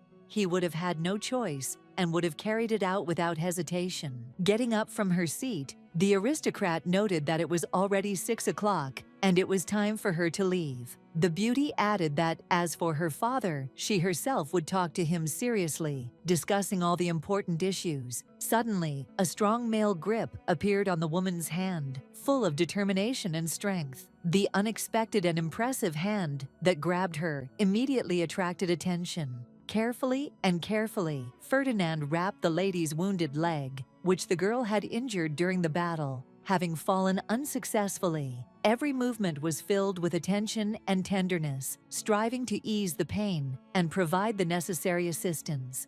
Kyrielle was surprised to notice that on her finger, where there had been no bandages before, there was now a fresh bandage, clearly indicating that someone had paid care and attention to her condition. A memory came to mind of the bishop opening an envelope from which the bandages suddenly fell out, leaving the lady completely bewildered by such an unexpected event. It didn't take a genius for the maiden to realize that it was the mysterious Idvin, the Lord of Time, who in his characteristic secrecy had sent the letter. As the sun slowly touched the horizon, bathing the city in golden light, a noblewoman in knightly armor walked majestically through the streets, the armor sparkling against the evening sky, attracting the attention of passers-by. With a smile on her lips, the aristocrat noticed Idvin in the distance, who was already waiting for her. He was, as always, impeccably handsome, with a charming charm and an unrivaled style that attracted admiring glances. Kyrielle, looking at the future groom, could not resist asking, was he really not hot at all under the scorching sun, which mercilessly baked with its rays? The man was pleased by the lady's attention, but the heat had no effect on him, and he remained calm and confident, as if untouchable by the scorching sun. Obediently and without hesitation, the boy followed Kyrielle, clearly showing respect and willingness to carry out her instructions, despite possible difficulties or inconveniences. As they passed by the green-haired knight, he respectfully saluted his superior, his movements showing that the boy respected the status and position, emphasizing his loyalty and adherence to protocol. Idvin kindly said that if the other person was uncomfortable, they could change the form of communication to something less formal to create a more relaxed and comfortable atmosphere for the conversation. However, the maiden refused, stating that she had been wearing the uniform with the sword for about 10 years and that it had become like a second skin for her, symbolizing a deep connection with this image. Kyrielle was surprised that her father had not mentioned to the potential candidate for her husband about his daughter's deep love for chivalry. This left the sweet lady puzzled. The Duchess then added that mages had studied magic for about 10 years, and therefore should be like knights in that their discipline and dedication should be just as strict. The mage noted that it was strange to call magical abilities work. Rather, it was an integral part of himself, a part of his essence and life, with which he was inextricably linked. The lady, turning away, stated that she had spent a lot of effort and strength to achieve this position, and now her achievements were the result of hard work and sacrifice. Placing his hand on his neck, Idvin noted that magic was not an innate part of his being and did not appear in his body from the start. Instead, the man had worked hard and trained to develop his abilities. This surprised the aristocrat, who believed that magic was an innate ability that people were born with. Standing next to his companion, the sorcerer offered her one place that he had in mind if the lovely girl did not want to go somewhere specific. Before our eyes appeared a picture of a chic restaurant with elegant tables and a stunning view from the window, which opened onto a picturesque cityscape, creating an atmosphere of luxury and comfort. Upon entering the expensive establishment, Kiriel immediately realized that it was a restaurant serving Southern cuisine, thanks to the distinctive decor and aromas that recalled the sunny and aromatic dishes of this region. Sitting down at the table, they began to read the menu and discovered that the aristocrat's father had told the groom about his daughter's preferences, but not a word was mentioned about her passion for chivalry, which left some perplexed and thoughtful. Soon, the waiter approached and respectfully asked if the gentlemen were ready to order, showing attention to their needs and ensuring pleasant service in this exquisite establishment. Smiling sweetly and holding a pen in his hand, the guy was ready to suggest and recommend dishes that they might like, emphasizing the establishment's special offers and taking into account their taste preferences. Casting a cold glance at the uninvited waiter, Idvin expressed his displeasure and misunderstanding of what was happening, demonstrating obvious irritation. All attention was focused on the lady when the employee pointed to the menu lying on the table and recommended trying the perch, emphasizing its freshness and taste. As a result, when the order was delivered, the girl quickly and with great appetite ate all the dishes, while being a little embarrassed by the fact that her immoderate hunger was so obvious and thus attracted the attention of those around her. Watching the pretty girl opposite Idvin expressed with sincere satisfaction his joy that she liked everything. He was glad to see that their visit to the establishment had been so pleasant and satisfactory. Unlike the lady's plates, which were empty and eaten, the man's plates remained full and untouched, indicating that the guy chose to watch her instead of enjoying his food.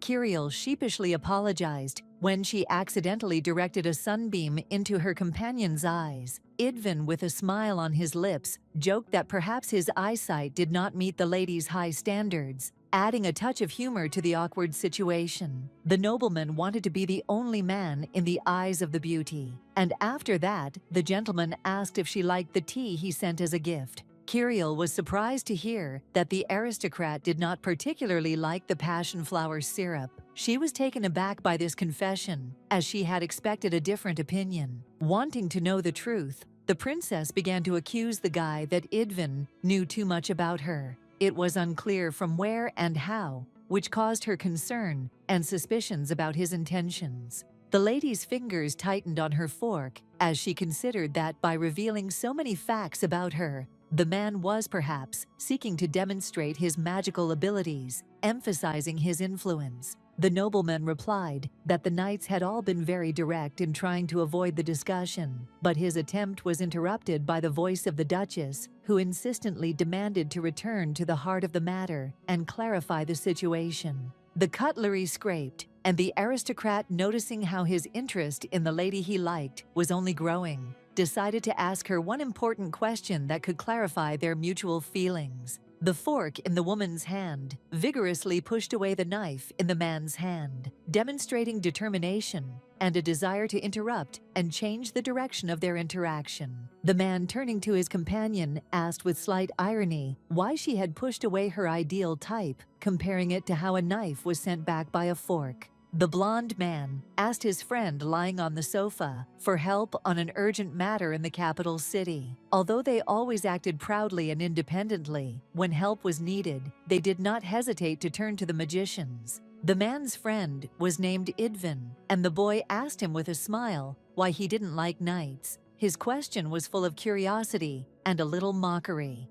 Turning to Weege, the boy with purple eyes and black hair, asked if he himself was wrong, expressing his confusion and desire to understand what could have caused doubts or mistakes. The friend, looking down and clearly feeling nostalgic, wanted to say goodbye to his friend before setting off on the road, realizing that this moment of farewell was important and carried special meaning. Sitting next to Higa, Idvin thoughtfully reflected on his destiny and the upcoming events, anticipating a meeting with the couple he was soon to see in the capital, and imagining how this meeting could affect the future. When a sorcerer's feelings for his partner became too strong and began to overwhelm his heart, the scales inevitably tipped, upsetting the delicate balance between magic and emotion. The light mage, Huig, loved his mate very much and guarded her with great care, showing constant attention and striving to protect their precious union from any adversity and life's difficulties that could separate them.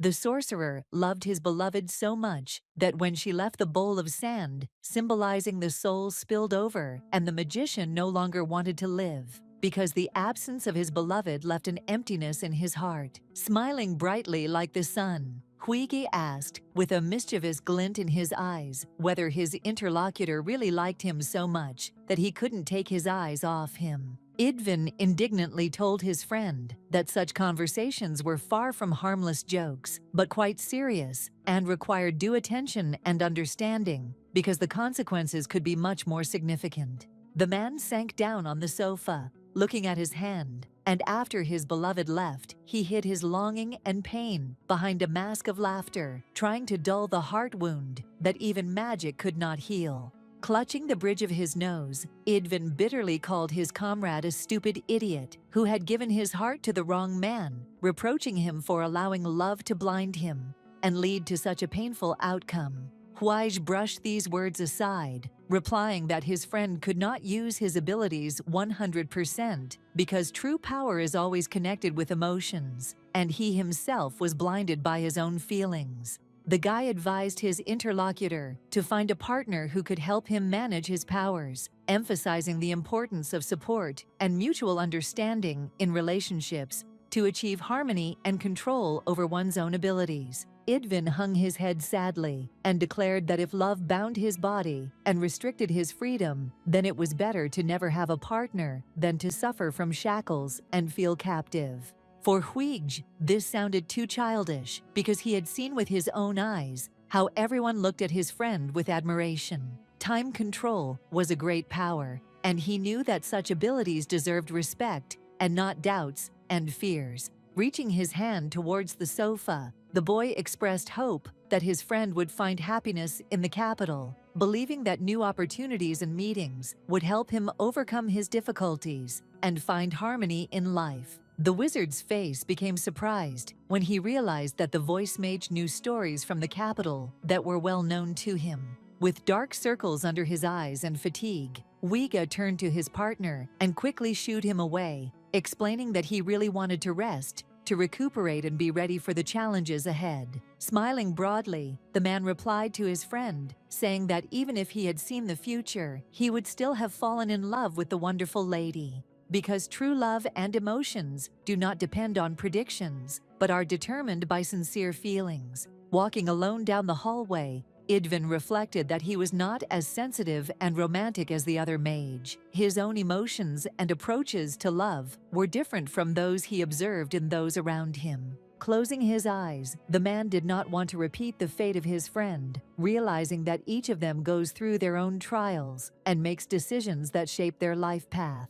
A white crow with bright red eyes flew into the room, its feathers shimmering in the light. The bird cawed loudly, attracting the attention of its owner, telling the good news. The baby was back. A beautiful girl with white hair and equally snow-white eyes looked up from her work and asked in surprise what exactly Idvin was doing in this place. Embarrassed, The man covered his eyes with his hand, realizing that he had arrived at a time when the lady was busy making love to another guy. The awkwardness only increased from the realization that he had violated an intimate moment. The handsome man began to put his shirt back on, complaining that apparently he and the witch were not destined to spend time together. His voice was full of regret, and his movements expressed disappointment. Edwin advised his fellow magician to go check on Huige, to which he with a heavy sigh stated that their dying comrade could no longer be helped, and that all efforts and attempts would not be able to change the current situation.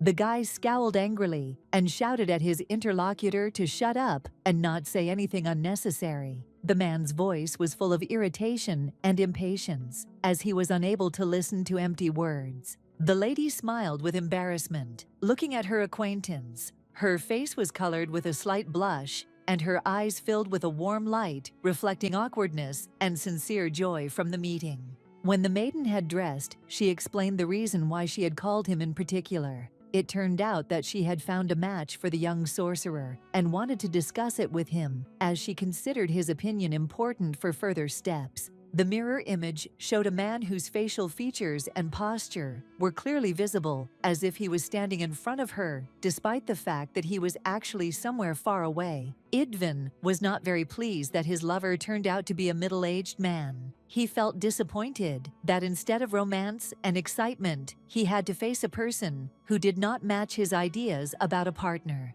The girl laughed, saying that the man had spoken too rudely about the person who would soon become his close relative, even if not as a couple. It turned out that the lady was not as strong as her partner, but she was able to easily find matches for other wizards. Her ability to create harmonious unions and find suitable partners for magicians was impressive. Watching the coughing man in the mirror, Idvin admitted that he couldn't touch the guy, even if it meant giving up control of his powers. The frustrated magician muttered that they all received energy by merging in love with the couple, with their arms folded across their chest. The words were full of resentment, as he felt that this part of the magical practice violated personal boundaries and inner beliefs. Suddenly, a large number of requirements for the future groom appeared in the reflection.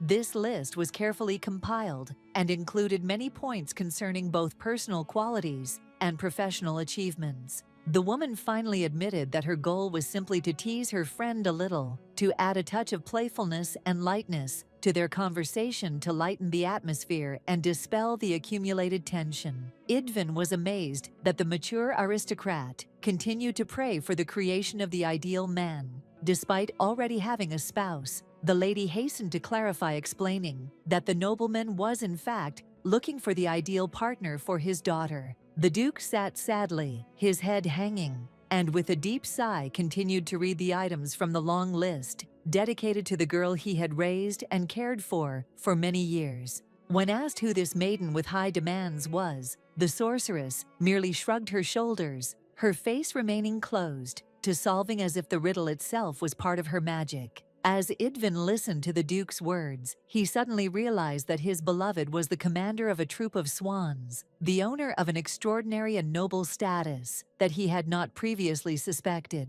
The beauty agreed that it seemed that the noblewoman was not only a swordswoman, but also a leader possessing considerable influence and responsibility, which gave her special significance and respect. After touching the magical revelation, it became known that her name was Kiriel. This girl had impressive swordsmanship abilities that were evident at a young age, attracting the attention and respect of those around her. The upset man recalled that swordsmen had previously fought against sorcerers, and that historical confrontation highlighted the difficulty of their current situation, calling into question the new heroine's ability to handle such challenges. The lady noted that the crystal spoke something completely different and expressed confidence that Idvin could become the ideal partner for his other half, embodying all the qualities that she values and seeks.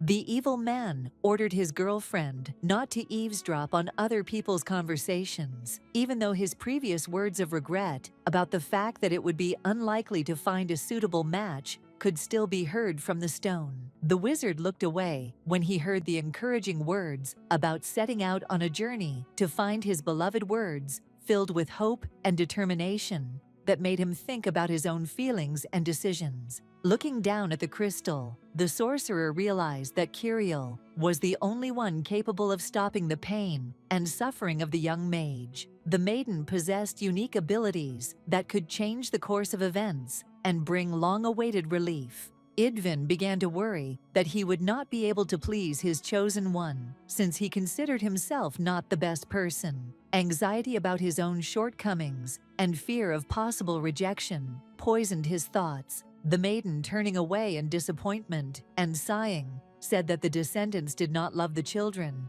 because they were too absorbed in caring for the passion flower, and they lost the ability to appreciate simple joys.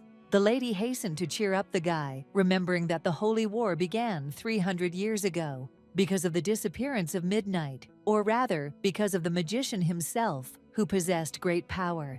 Disappointed, Idvin shook his head and said that he could not see the last page, which described how the world of Passion Flower ended. He never knew how the story would end. With her arms folded across her chest, the beauty sternly ordered the guy not to hesitate and to go to the capital to begin searching for his partner. Her decisive tone and confidence were a clear signal that it was time to act and not miss the chance for success. With a slight smile, the sorceress reminded that as soon as the magician sees his mate, he will instantly feel that he can no longer imagine his life without this person, and her presence will become necessary and irreplaceable for him. A firm handshake, full of confidence and determination, expressed firm intent and respect, creating a sense that both people were ready for an important and meaningful collaboration. Idvin was happy that after a small touch, all the pain disappeared, as if the light touch brought unexpected relief and restored inner peace.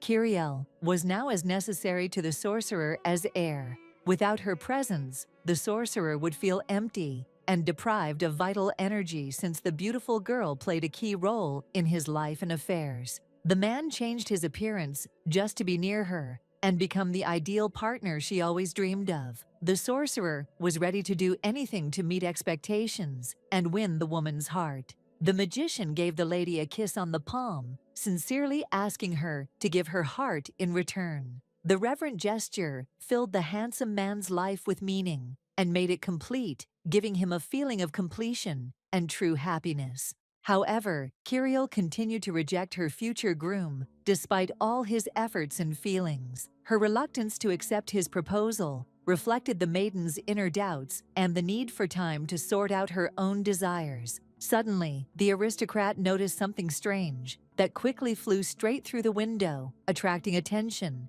and causing deep wariness, as if foreshadowing unusual events. Grabbing the guest's clothes, the noblewoman pulled him closer to her, trying to save him from the impending danger and protect him from the unknown threat that was approaching with alarming speed. There was a deafening roar as the glass was shattered with a strong vibration, and the walls cracked under the force of the impact, creating the feeling that the entire structure was about to collapse. Not wanting to keep the boy captive any longer than necessary, Kiriel decisively released him, freeing him from the unnecessary burden and allowing him to leave to regain his freedom and peace. Casting a worried glance at the guest, Kiriel carefully inquired if he had been injured as a result of the incident, showing genuine concern for his well-being and checking if he had been harmed by the unexpected incident. After that, she explained that she could not leave such a vulnerable person like Idvin without protection, and that her heart did not allow her to abandon the guy to his fate,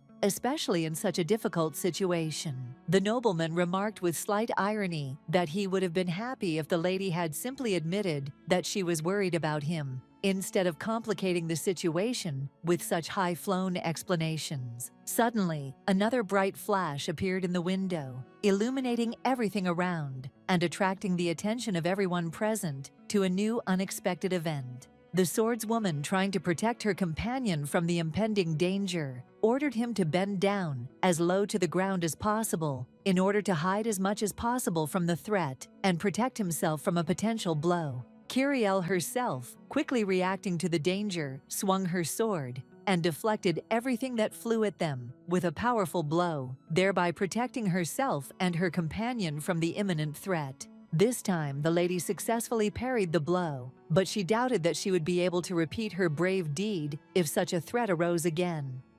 Doubts were caused by the fear that the next attacks might prove too difficult. Idvin, noticing the anxiety of his interlocutor, carefully asked if she was accidentally frightened by what had happened. The man's voice was full of concern and sincere interest in her condition. The lady answered briefly that she was not afraid for herself, but for the people she was protecting. A woman's care and concern were focused on their safety, not on her own fears. Suddenly, the boy's hand appeared next to Kiriel's face, quickly extended to support and offer protection at a critical moment, adding a note of tension and surprise to the event. The surprised girl turned to her interlocutor, who in one movement used magic to help the aristocrat, instantly changing the course of events and demonstrating his magical power. It was pitch dark, and everything in the room was in complete disarray, as if a storm had passed through it, leaving chaos and destruction in its wake. As Kiriel approached the source of the light, she realized that Idvin had stopped time.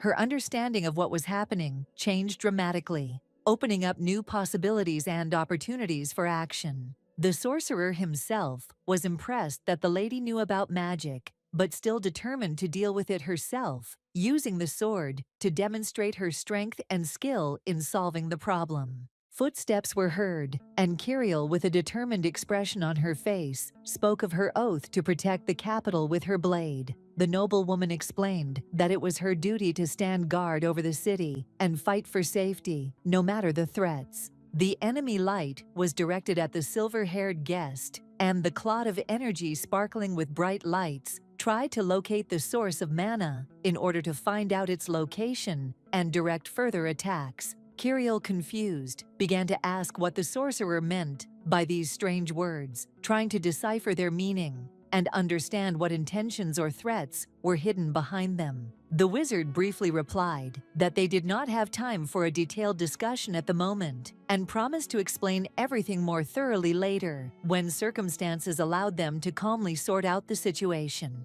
Finally, the nobleman explained to his interlocutor that now this light would strive to approach him closer and closer. The words expressed a deep metaphor about how the environment and the light begin to seek him. Approaching the majestic crow, which was even bigger than himself, the handsome man gallantly invited the lady to sit on his pet and leave this dangerous place as quickly as possible. Idvin, trying to dispel Kiriel's fears, gently encouraged her, explaining that the familiar had come here for a reason, but to save his master's beloved and protect her at any cost. The mighty bird, with incredible grace and strength, carried the precious man on its wide wings, smoothly and confidently, cutting through the endless expanses of the sky, protecting him in its flight. The townspeople gathered below, on the ground, chatted carefree, discussing their daily affairs and not paying attention to what was happening around them. Without a moment's hesitation, Kiriel decisively gave the order for the majestic crow to descend, and then gracefully and confidently jumped from the back of this powerful creature, carefully holding her sword in her hands. The girl, with a concentrated expression on her face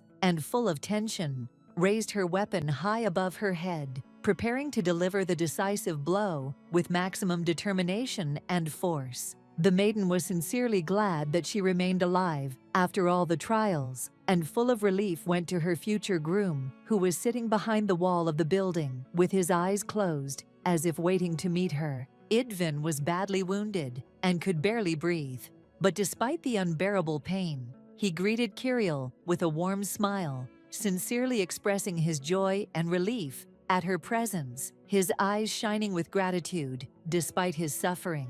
As the boy closed his eyes, the lady knelt down next to him, gently and anxiously, asking him to open his eyes and not to fall into unconsciousness, trying to keep him conscious and support him at this critical moment. The man was troubled by the wound on the woman's shoulder, from which blood was streaming, and his concern for her condition was evident in his whole demeanor. He could not take his eyes off the wound, and every gesture expressed deep concern. Surprised, Kiriel watched as she suddenly disappeared, After the sorcerer used his magic, the woman's eyes growing more and more astonished with each passing moment until all traces of bleeding disappeared. The aristocrat indignantly scolded the stupid nobleman, who, despite what was happening, continued to smile, considering it necessary to take care of his own well-being and health first and foremost. Idvin, having shown heroism and fortitude, realized that while Kirill was okay, he himself also felt better and more confident, and this knowledge gave him strength and determination in the current situation. The couple turned around in surprise when a loud crash was heard from behind them, causing them to become alert and take their attention away from the alarm and worry that was happening in front of them. Behind them, suddenly there were two men. One looked like Kirill, and the other had long blonde hair. Both men looked at the young people in shock, their faces expressing deep surprise and incomprehension of what was happening. Caliano, overcome with stress, began to lose consciousness and quickly collapse, but was caught in time by another man who supported him and prevented him from falling, showing quick reaction and care. Touched and taking a deep breath, the aristocrat thought about how she had gotten to this situation and what decisions and events had led to the current situation. In his hand rested an antique watch which ticked inexorably each tick, reminding him of the inexorable passage of time and adding to the atmosphere of anxious anticipation. Colt, the fourth prince, possessed a true royal majesty and charm, and his smile, full of grace and confidence, only emphasized his unrivaled beauty, attracting the admiring glances of those around him. A napkin was handed over so that the companion could gently wipe the blood from the body, making every effort to take care of comfort and cleanliness despite the difficult situation. Kiriel, wiping her face with a napkin, expressed gratitude to the prince for his attention, and with curiosity and slight excitement in her voice, asked if he had come to her with the purpose of discussing something important or special. The boy, smiling, showed his white teeth and noted that since Caliano was a courtier, it was quite easy for them to escape from the palace, despite all the difficulties. As they sat in the carriage, they discussed where they were going to go and talked animatedly about the splendor of the Duke's garden, which was famous for its exquisite beauty and enchanting atmosphere. The aristocrat bowed her head, reminding the heir to the throne of the importance of following the rules of reporting,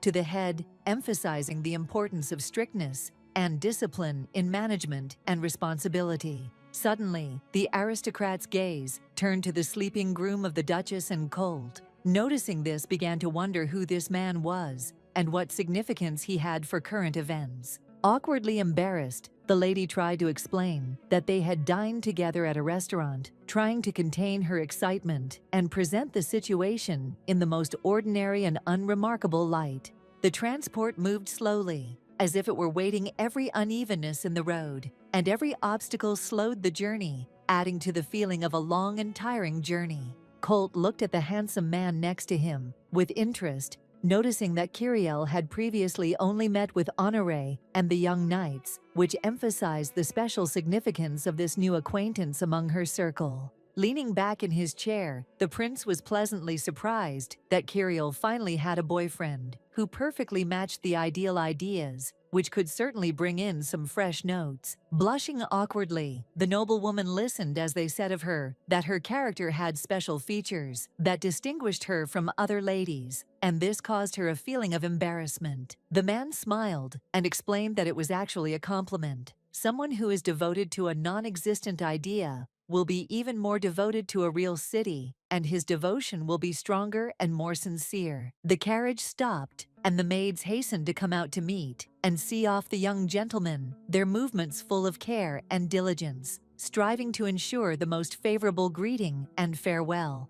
The maids, with surprise and disbelief in their eyes, froze in place, not believing what their eyes were seeing, their faces expressing shock from the unexpected sight before them. Colt suggested cutting out the unnecessary ceremony and focusing on caring for the unconscious patient in the vehicle, emphasizing the importance of immediate attention to his condition. The prince himself at this time preferred to go and examined the garden, literally sparkling with delight and curiosity. His eyes sparkled with fascination with the beauty and well-groomed green corner. The man with short red hair, acting as the headman, strictly forbade the heir to the throne to walk alone, emphasizing the need to observe safety measures and caution in his surroundings. Casually explained to the servants that this was the well-protected mansion of the head of the Platinum Knights, thus emphasizing its safety and reliability as a place to live and rest. Suddenly, a stranger intervened in the guy's conversation, interrupting their conversation with his unexpected words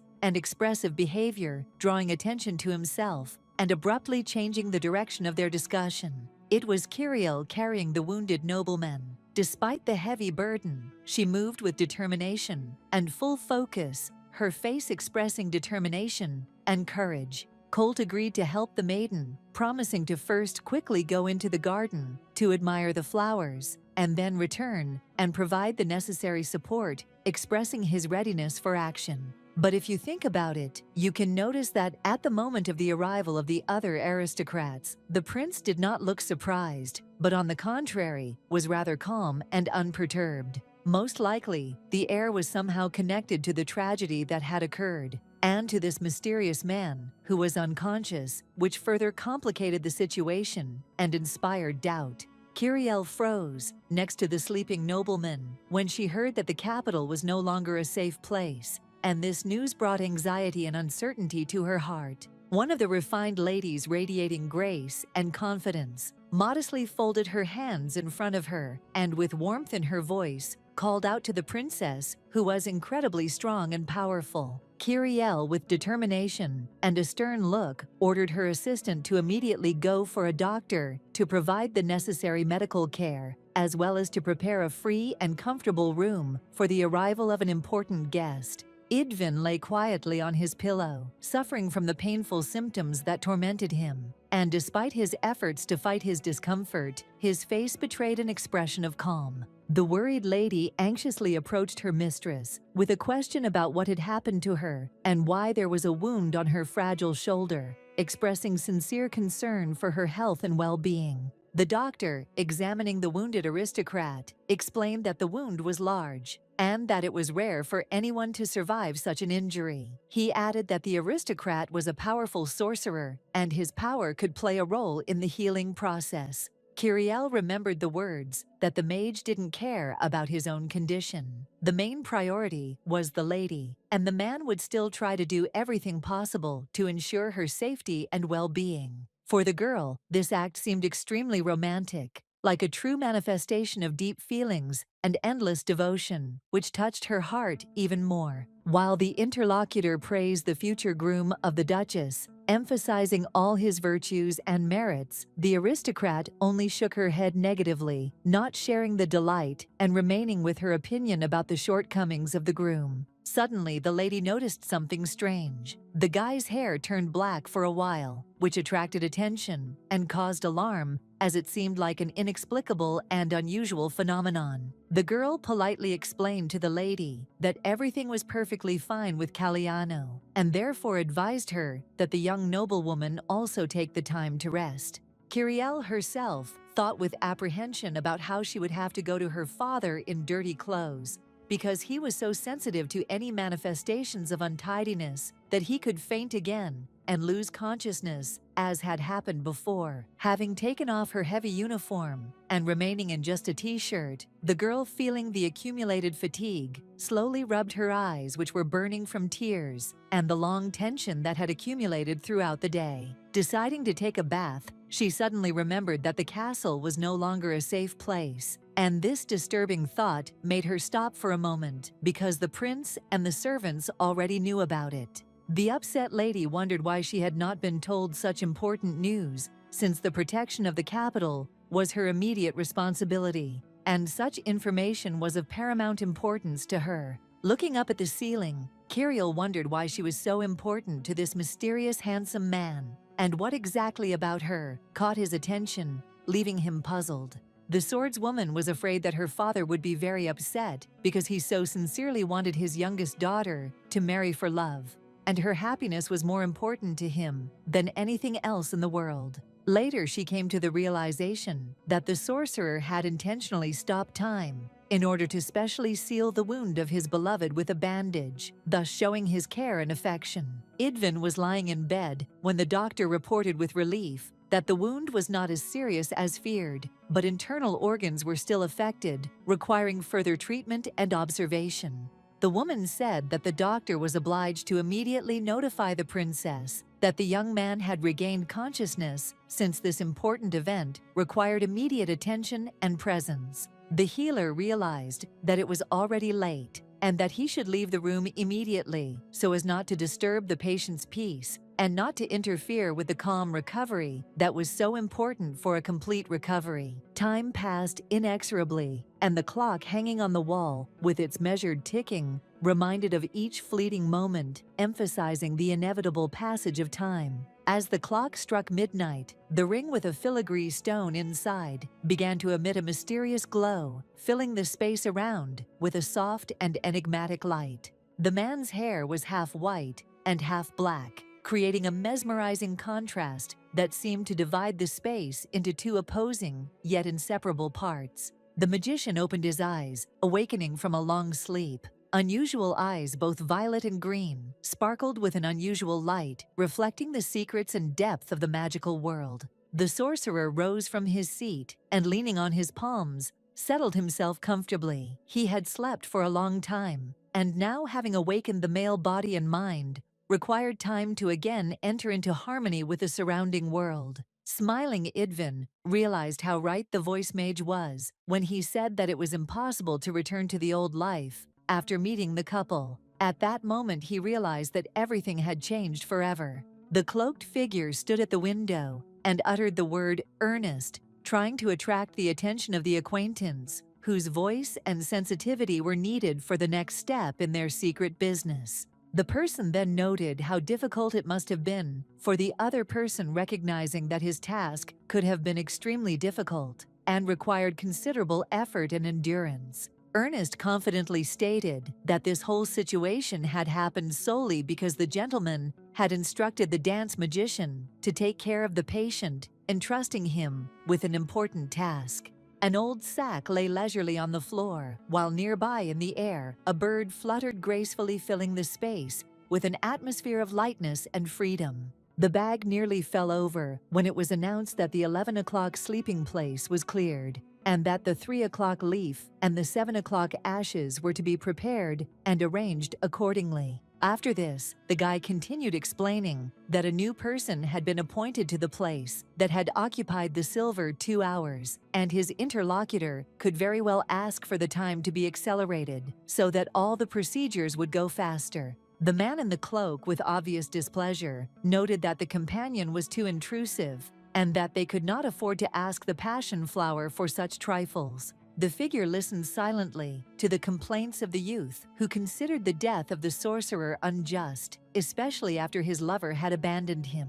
Huiga suffered greatly. Reaching out to the bird, Ernest was shocked to learn that Huija's body temperature had begun to drop rapidly, causing serious concern and requiring immediate intervention. Suddenly, the little bird, as if performing a magical transformation, turned into a majestic tiger, which was a powerful and formidable predator, radiating strength and power. On this day, the animal showed extraordinary stubbornness, constantly walking around the large bag, as if guarding it and not wanting to move away from it for a minute. Frowning, Ernest declared that 10 hours was enough to free up time, and admitted that he had been unable to express his feelings to beings who did not have such precious free time. Reaching out his hands to the other mage, the boy reminded him that he had no other choice, and that he acted in accordance with the circumstances that had arisen. Coldly speaking, the man stated that he was Anchor, and that Ernest had to make Huige dance every day, otherwise Idvin would see his friend dance for him.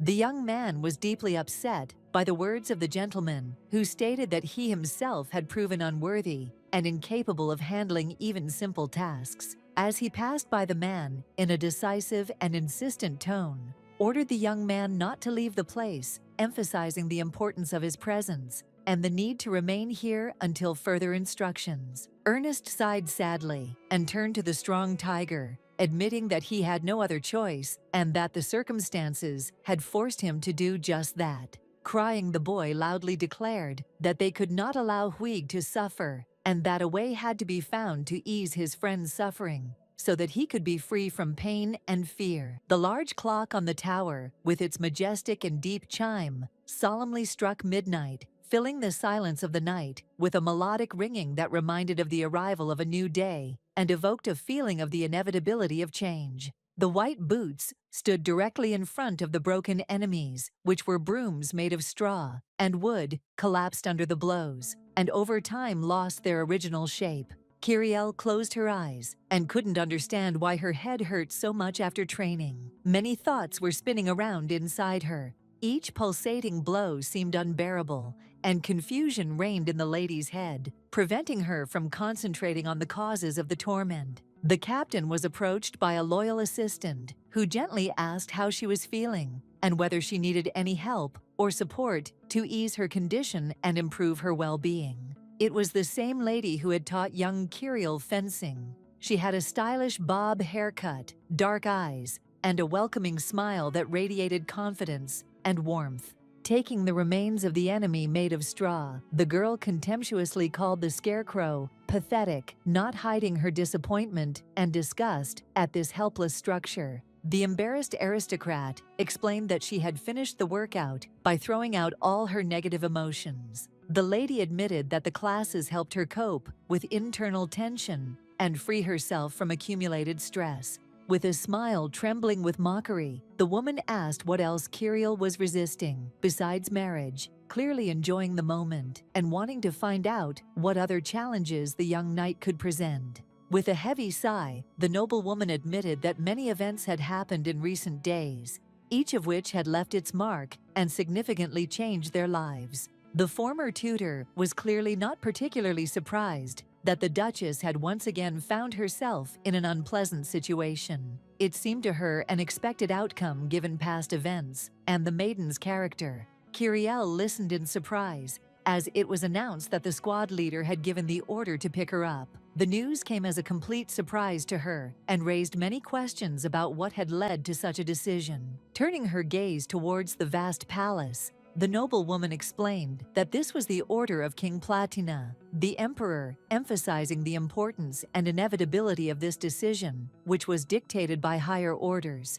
The lady's conversation was suddenly interrupted by Idvin, who, having fully recovered, came downstairs in his new elegant clothes to visit his future bride and spend some time with her. The swordswoman greeted the boy joyfully and expressed her satisfaction at his recovery. She remarked that she had just planned to visit him after her visit to the Duchess and was happy that she could now do so. Kiriel thought that Idvin certainly didn't look ill, despite being unconscious yesterday. The sorcerer's current state of health seemed a complete contrast to what had happened just the day before. Suddenly, the magician turned to his beloved and with a warm smile said that the morning was wonderful and it was time to finally greet each other, expressing their feelings and joy from the meeting. He asked the aristocrat not to look at him as a ghost, hinting that his condition and appearance could cause concern, but he had already fully recovered and was ready to return to normal life. The boy's hand was stained a bright red, reminiscent of blood, indicating that the sorcerer had just encountered something serious or painful. Noticing his companion's concern, Idvin asked with genuine interest if she was okay and if there was anything he could help with or that was troubling her. Unable to tear her eyes away, Kiriel replied that she felt fine and asked with genuine interest about her interlocutor's condition, wanting to make sure that he was also okay. They shook hands, symbolizing the restoration of mutual understanding and trust, after which they exchanged warm glances, expressing recognition and support for each other. Idvin confirmed his earlier words, adding that while the lady remained alive and well, he himself felt much better and was in perfect order, which added to his confidence and peace of mind. In complete shock, the aristocrat felt strong male arms that unexpectedly embraced her, and this unexpected display of warmth and support caused a whole flurry of emotions in her. The princess's former mentor coughed nearby, turning to the captain with a slight smile and reminding him that the moment had come to set off to continue their important journey.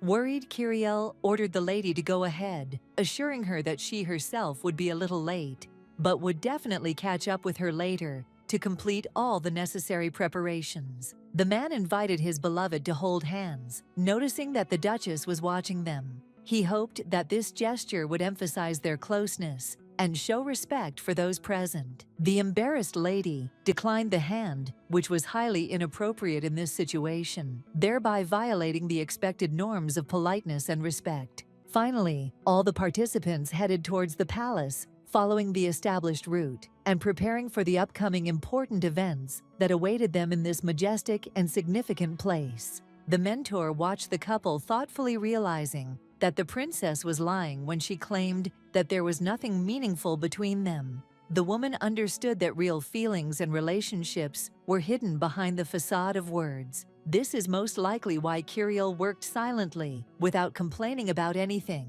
or revealing her feelings. Her inner tension and emotions were hidden from prying eyes, which allowed her to focus on her work and keep her worries to herself. All the princess's former mentor wanted was to help her mistress by providing support and care so that she could cope with all the difficulties and challenges that life presented her with. A tired man sat on his bed, completely immersed in his thoughts, trying to recover from a stressful and difficult day. The relaxing silence around him contributed to deep rest. Her father's grown-up daughter came to him, and this obvious manifestation of her care and love undoubtedly pleased the old man. Her visit brought an atmosphere of warmth and joy into the house, refreshing memories and filling the father's heart with happiness and pride. Idvin stood next to her while the princess inquired about the nobleman's well-being. She watched closely, ready to provide support and assistance if needed.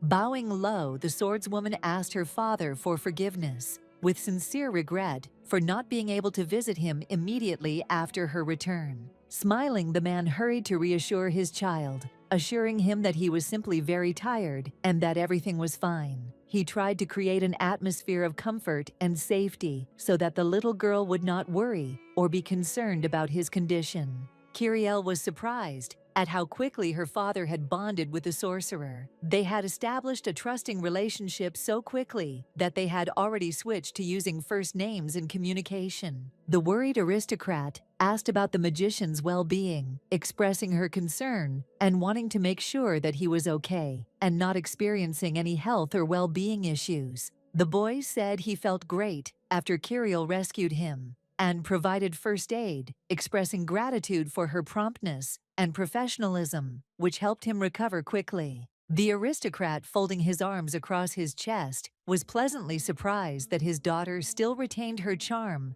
and slight embarrassment, despite all the trials and tribulations she had to face. Idvin, however, knew the truth. In fact, the noblewoman was not embarrassed, but simply distanced herself from her fiancé. He realized that such behavior was due to an internal conflict and unwillingness to be close. The ring glittered on the finger, sparkling with bright lights and attracting the eyes with its exquisite shine. The gemstone reflected the light, creating dazzling splashes that emphasized the beauty and value.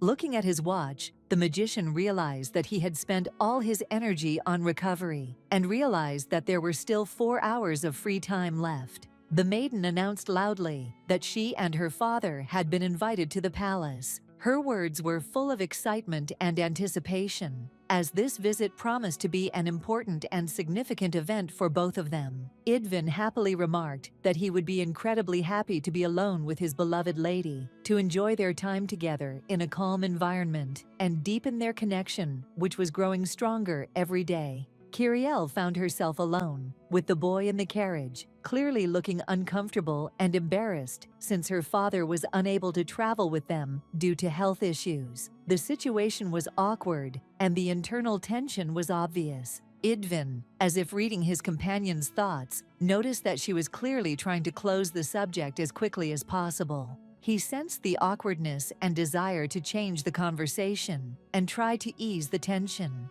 With a gentle smile, the aristocrat noted that this was close to a conclusion based on personal experience, emphasizing that such conclusions are often formed on the basis of practical knowledge and life situations. The lady angrily suggested that her companion try to guess her thoughts, again hinting that previous attempts had not lived up to expectations, and that she would like him to try to better understand her inner experiences. A tense silence fell between the couple, filling the space between them, creating a sense of awkwardness and uncertainty in their communication. The man suggested that the madam might have been wondering why Idvin had been able to recover so quickly from his fainting spell in such a short period of time, and was trying to understand what could have contributed to such a rapid recovery. Kiriel herself understood that yesterday's explosion was carefully staged, realizing that this incident was not accidental, but had hidden motives and intentions.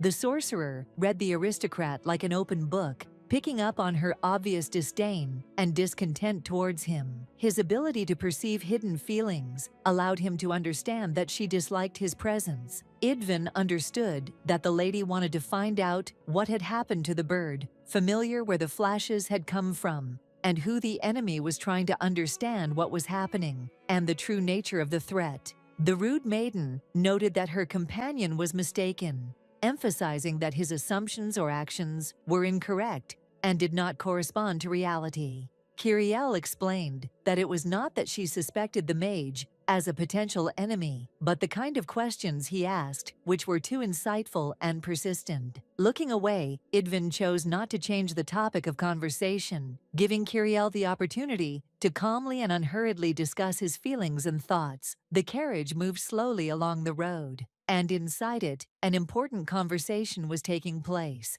It was discussed that the knight had to protect the aristocrat in every possible way, since he was an honored guest of the Duke and deserved the highest respect. After this, the girl, having carefully thought everything over, emphasized that her opinion of the magician remained unchanged. She still found him extremely suspicious and alarming, which only strengthened her doubts and concerns. The awkward lady confessed that despite her efforts to conceal it, she had been deeply concerned about her fiancé's future when he was wounded, as her anxiety for his fate had completely taken hold of her. Soon, the transport stopped near the majestic imperial palace, and the crew members, showing respect and reverence, went out into the courtyard to perform their duties and prepare for the ceremonial welcome. The stern guard, with an unbending expression on his face and a stern look, told the guests that he was obliged to conduct a thorough check of their documents and personal belongings before allowing them to enter the palace. The boys began to argue heatedly,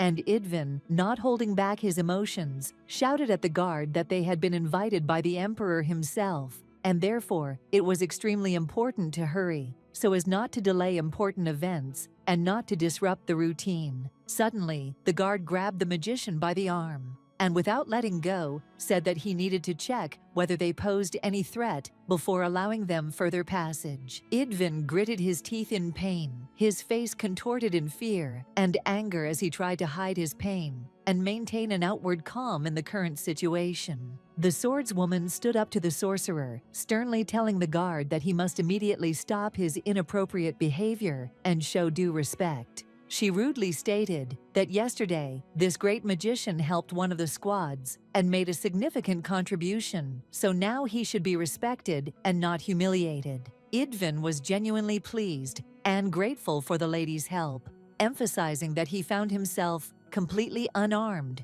and in a vulnerable position, and only thanks to her quick reaction and decisive actions did he avoid serious consequences. The aristocrat firmly stated that if the magician was in such a state that he could not even take off the ring, then they should go back so that the guy could recover and put himself in order before continuing on his way. Eventually, the precious ring was removed and handed over for further inspection and security to eliminate any possible threats and ensure that it would not cause further problems. After completing the check, the guard decided to lead the arrivals inside the palace, making sure that all formalities were observed, and to ensure their safe and unhindered passage, to the designated place. Intrigued, the magician asked curiously why the emperor himself wanted to see him, seeking to understand the reason for such an important call and to learn what role he would play in the upcoming events. The noblewoman noted that Idvin himself planned to sort out all the details soon, since Kirill was already aware of the king's unusual character and understood that information about the reasons for the summons could be very interesting and complex. In the past, the swordswoman spent time picking tomatoes in the garden with another lady, and their interactions during this time were filled with friendly conversation and mutual respect. The noblewoman, watching with surprise as the knight picked the less beautiful and better fruits, could not understand the reason for such a choice. However, after an explanation, she directed the lady to the gentleman with an understanding nod. Ferdinand was also shocked when he saw a basket of tomatoes carelessly placed on the table. The bright fruits displayed in such a sloppy manner clearly violated the idea of order and presentability. Then the man, still surprised by what he had seen, asked the commander if she had really been promoted, given such an unexpected and unusual approach. After this, Kirill was indeed promoted in rank, although she herself did not consider herself deserving of such a promotion, remaining modest in her achievements. The guard turned to answer the young lady's question,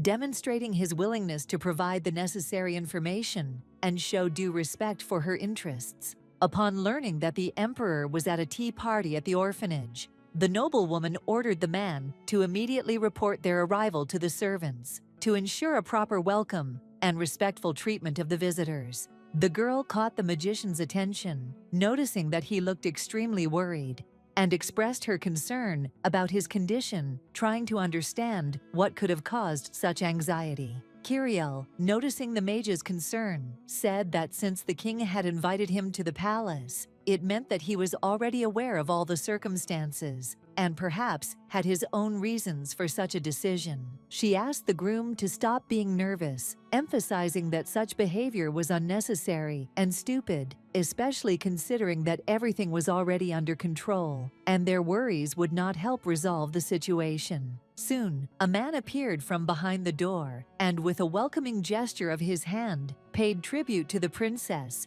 demonstrating his willingness to help and express his respect. Idvin awkwardly asked the lady if she had heard any rumors or strange stories going around that were causing concern, trying to sort out the situation and understand what was really going on. Kirill froze in place, wondering if the sorcerer was talking about himself when he spoke of his worries and strange stories, or if there was something more significant hidden behind his words. Upon entering the ceremonial hall, the young men dressed in elegant attire greeted the emperor with deep respect and reverence, placing their hands on their hearts in a symbolic gesture of recognition of his highest status. There stood Father Kirill, and on the throne next to him sat the ruler, who, interrupting the formalities, proposed to get down to business in order to focus on the main issues and discussions. Modestly, Idvin addressed the emperor, declaring that he was entirely at his disposal and ready to serve him in whatever might be required with complete devotion and respect. It turned out that the ruler had called them to discuss what had happened the day before,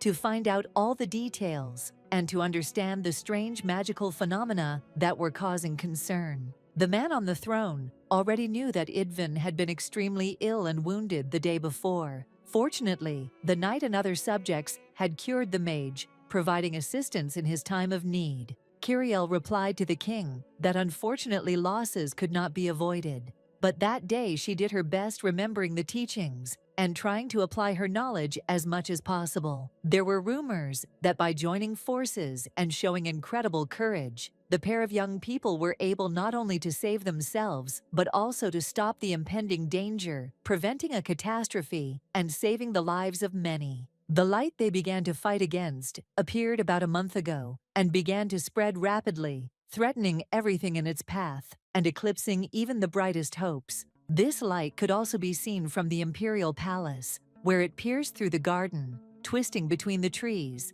and like a luminous ghost, covered the entire landscape, leaving no corner untouched.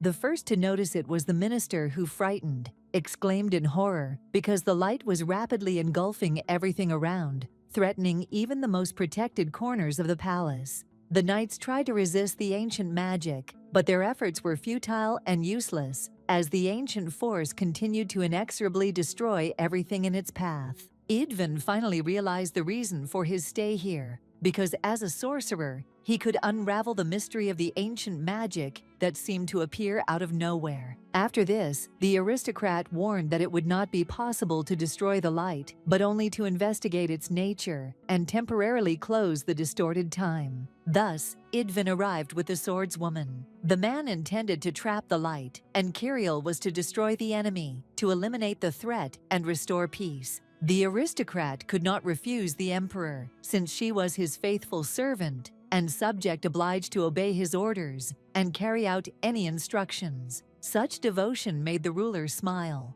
He believed that if the noblewoman joined forces with the strange sorcerer, their combined efforts would be able to effectively deal with the threat and restore order. However, the emperor believed that in order to be fair, the young people should be married, and was even prepared to pay for champagne at the engagement party to support this union and strengthen the trust between them. Shocked and confused, Kiriel froze in place, not knowing how to adequately respond to such an unexpected and unexpectedly difficult offer, which put the girl in front of a difficult and unexpected dilemma. The ruler hastened to explain that he had heard of an outstanding and ideal type of knight commander who possessed all the necessary qualities for marrying the duke's daughter. The man said that it would be foolish to miss such a unique chance, which provided the opportunity to strengthen his position and take advantage of all the benefits of the proposed alliance. Kiriel, gathering all her determination, thanked the emperor in a quiet but noticeably nervous voice,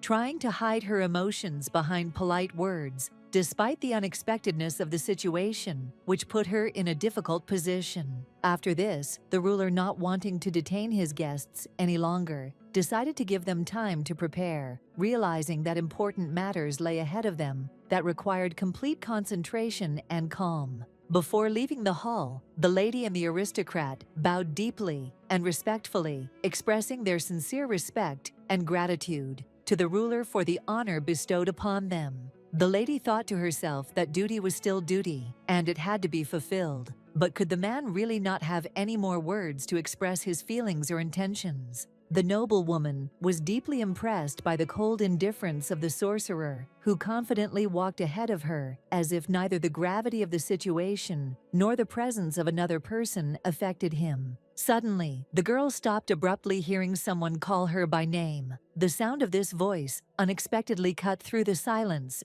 making her freeze in place and feel her heart beat faster, anticipating something important. Placing his hand on his daughter's shoulder, the Duke gently but seriously warned her that the minister had been summoned by the king's youngest son, and that this meeting could have important and unpredictable consequences. The man, the second in command of the Swan Knights, was in complete shock upon learning that the head of the order was already getting married. This news shocked him, as he did not expect such a turn of events, and was astonished. The noblewoman standing nearby confirmed her earlier words about the wedding ceremony, adding that the information was reliable and the ceremony was indeed scheduled for the near future. Awkwardly and a little embarrassedly, the guy asked for forgiveness from the lady, trying to express his sincere remorse and correct the situation despite the awkwardness of his behavior. Smiling tensely, the worker asked how long the commander was letting the bard go, trying to hide his concern and interest despite the obvious awkwardness of the situation. Kiriel replied that the bard would only take a day or two off, which should be enough time to recover and prepare for further tasks. The deputy, with regret and some disappointment, stated that unfortunately, he would not be able to attend his friend's wedding, as his duties and pressing matters would not allow him to be there on that important day. The noblewoman sat tiredly at the table, carefully sorting through papers. Each sheet was full of important information,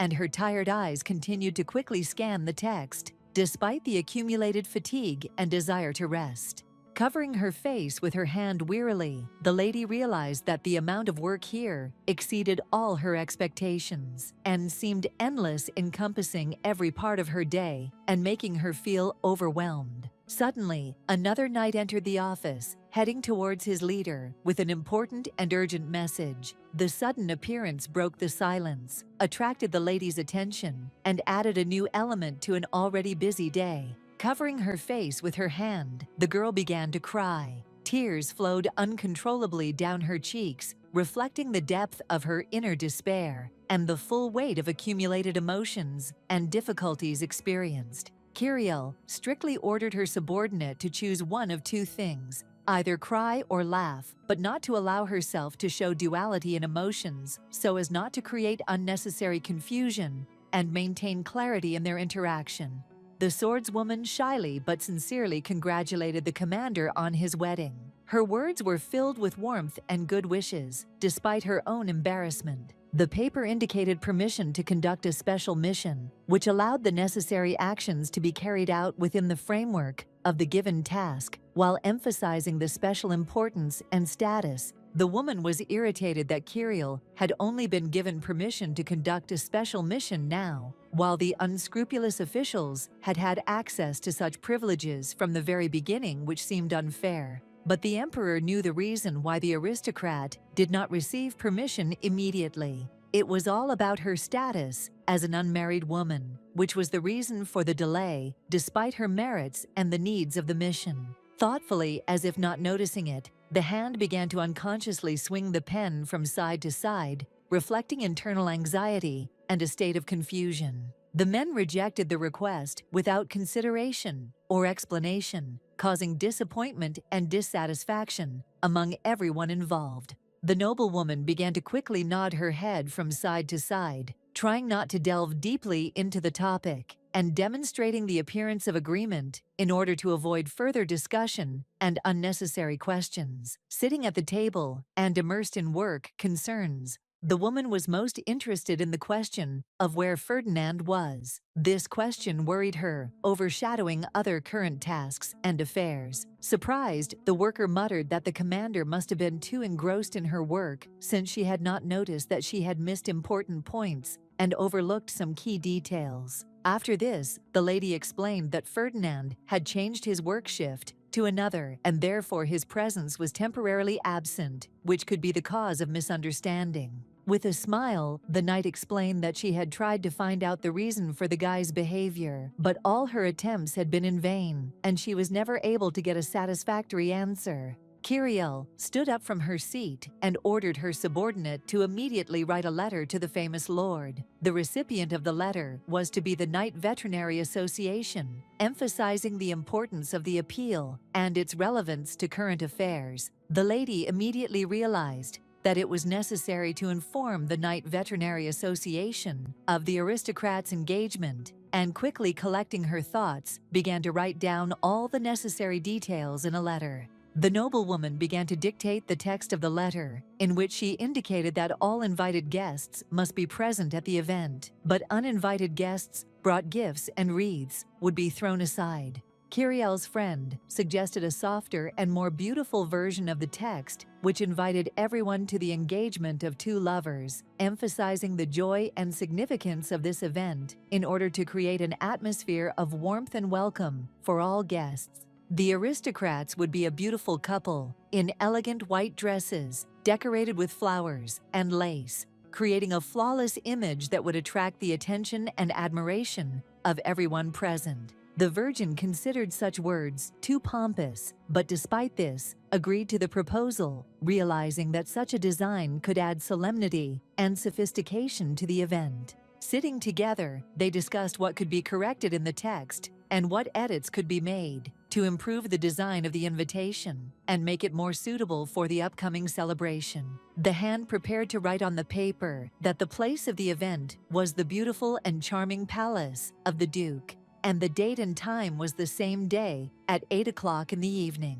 The surprised subordinate froze when she learned that the event would take place today. Time was running out, and she realized that it was necessary to urgently complete all preparations. Kiriel jumped back from her seat in surprise when her friend stood up abruptly and declared that they needed to start organizing the event immediately.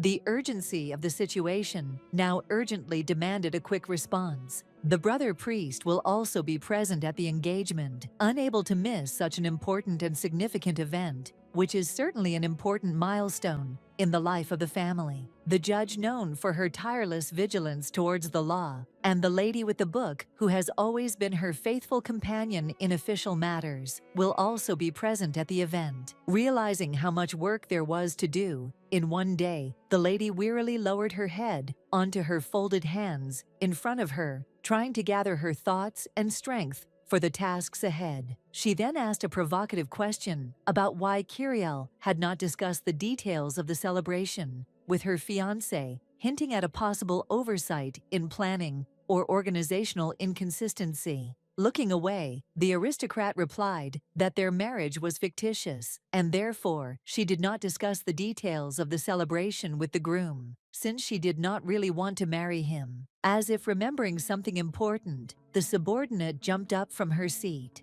To this, the lady, with slight irritation, declared that no gift was needed, emphasizing that all attention should be focused on preparing for the event.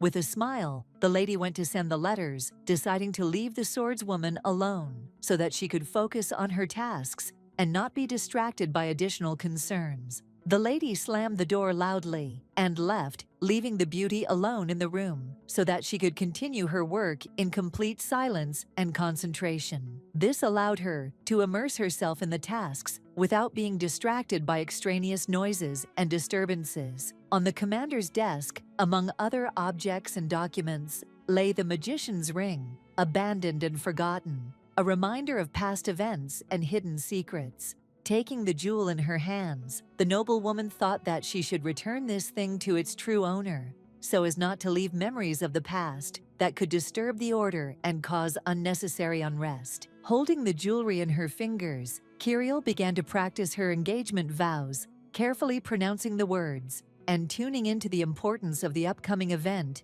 in order to pronounce them flawlessly at the right moment. The palace stood proudly against the sky, which was painted in shades of pink and purple, creating a mesmerizing and majestic landscape that emphasized the incredible beauty. The servants moved tirelessly throughout the mansion, carefully and meticulously, searching for the necessary items, and at the same time, tidying up every corner to create ideal conditions for the upcoming event. Kiriel's relatives were full of joy and excitement, actively helping the servants in the preparations, putting their energy and enthusiasm into every detail to make the event truly unforgettable. Suddenly, the priest stopped listening to what was happening around him and realizing that in reality, he was just an incompetent bishop who was unable to cope with what was happening. On the distant horizon stood a man with deep scars and bright red hair who was known as a pagan. This was Uriel's husband, whose name was Count Killian. The man approaching the boy firmly denied that he was a pagan. He explained that he actually simply believed in the forces of nature and sought freedom from traditional religious dogma. The cake was carefully placed on the table, ready to become the centerpiece of the celebration and delight guests with its exquisite appearance and appetizing aroma. The priest became curious as to why Count Killian had left Uriel and asked about it, to which the Count replied that he had many pressing matters and important tasks that required his attention. In addition, the aristocrat was also fascinated by unraveling the mystery of the bride's groom. He was deeply interested in who this man was and what qualities and characteristics distinguished him as a future spouse. While adjusting the decoration on the cake, the priest stated that Kiriel was his sister, as was Uriel, thus revealing the family ties that bind these people. The Count asked where the bride was, to which Ezekiel replied that she continued to work even during her own wedding, remaining faithful to her duties despite the important event. The maids, busy with their duties, moved quickly around the spacious hall, carefully placing trays with various treats to ensure the comfort and satisfaction of all the guests of the event. The scarred nobleman asked slightly rudely how Kiriel managed to meet the magician and bring the relationship to marriage since previously there had never been the best of relationships between knights and sorcerers. Idvin was a mysterious figure who aroused everyone's interest because he might have had evil intentions hidden behind the mask of mystery. Listening to doubts about the love between the couple, the priest placed his hand on the Count's shoulder and ordered him to dispel all suspicions, emphasizing that Kiriel had made her own choice and it should be respected. After that, the guy leaned over the cake, carefully removing excess cream from places where it shouldn't be, in order to bring the decoration to a perfect state. The irritated aristocrat told the boy to stop touching the cake, explaining that there was a superstition that if the cake fell apart, the newlyweds' lives would go awry. The priest, who did not believe in these superstitions, was astonished when suddenly a piece of cake fell, as if confirming his worst fears and giving the events an unexpected and ominous tone. Slightly upset, Ezekiel began to pick up the fallen cake again, trying to return the sweet to its original state. Despite the obvious traces of the accident, the Count got tired of standing next to the inept boy and resolutely walked away, preferring to leave the situation that did not arouse any interest in him. The nobleman turned his attention to another man and, showing genuine curiosity, asked what time exactly the knights had completed their work and left their place of service, hoping to receive detailed information. Since the cake was badly damaged and could not be restored, it was decided to order a new one to avoid further troubles and keep the celebration at the proper level. The Count, folding his arms across his chest, went out into the fresh air to breathe and calm down a little, enjoying the silence and spaciousness of the space surrounding him. There, he was politely met by Kiriel, who showed care and courtesy, which instantly brightened his mood and filled the moment with an atmosphere of warmth and goodwill. Sincere attention and kindness made the meeting especially pleasant. During the conversation between them, the beautiful lady, with a note of curiosity in her voice, inquired whether the man who was supposed to take her away had arrived. The man reminded that the noblewoman herself had ordered not to bring gifts, and in connection with this, he decided to take Kiriel to make sure that she would safely reach her destination. The noblewoman placed her hand in his and, with sincere respect, said that she would be honored if he would conduct her, emphasizing her recognition and gratitude for his attention. The man stated that hardly anyone would dare to become an escort for such a respected noblewoman, hinting at her high status and strength of personality, which create certain barriers and requirements for those who seek to be near her. The Count, as if unaware of how stern and frightening he looked from the outside, asked with slight bewilderment what was wrong with his face, as if he sincerely did not understand why it evoked such ambiguous feelings in those around him. The aristocrat did not object at all to the fact that the man decided to accompany the lady instead of her own fiancé, finding this a manifestation of nobility.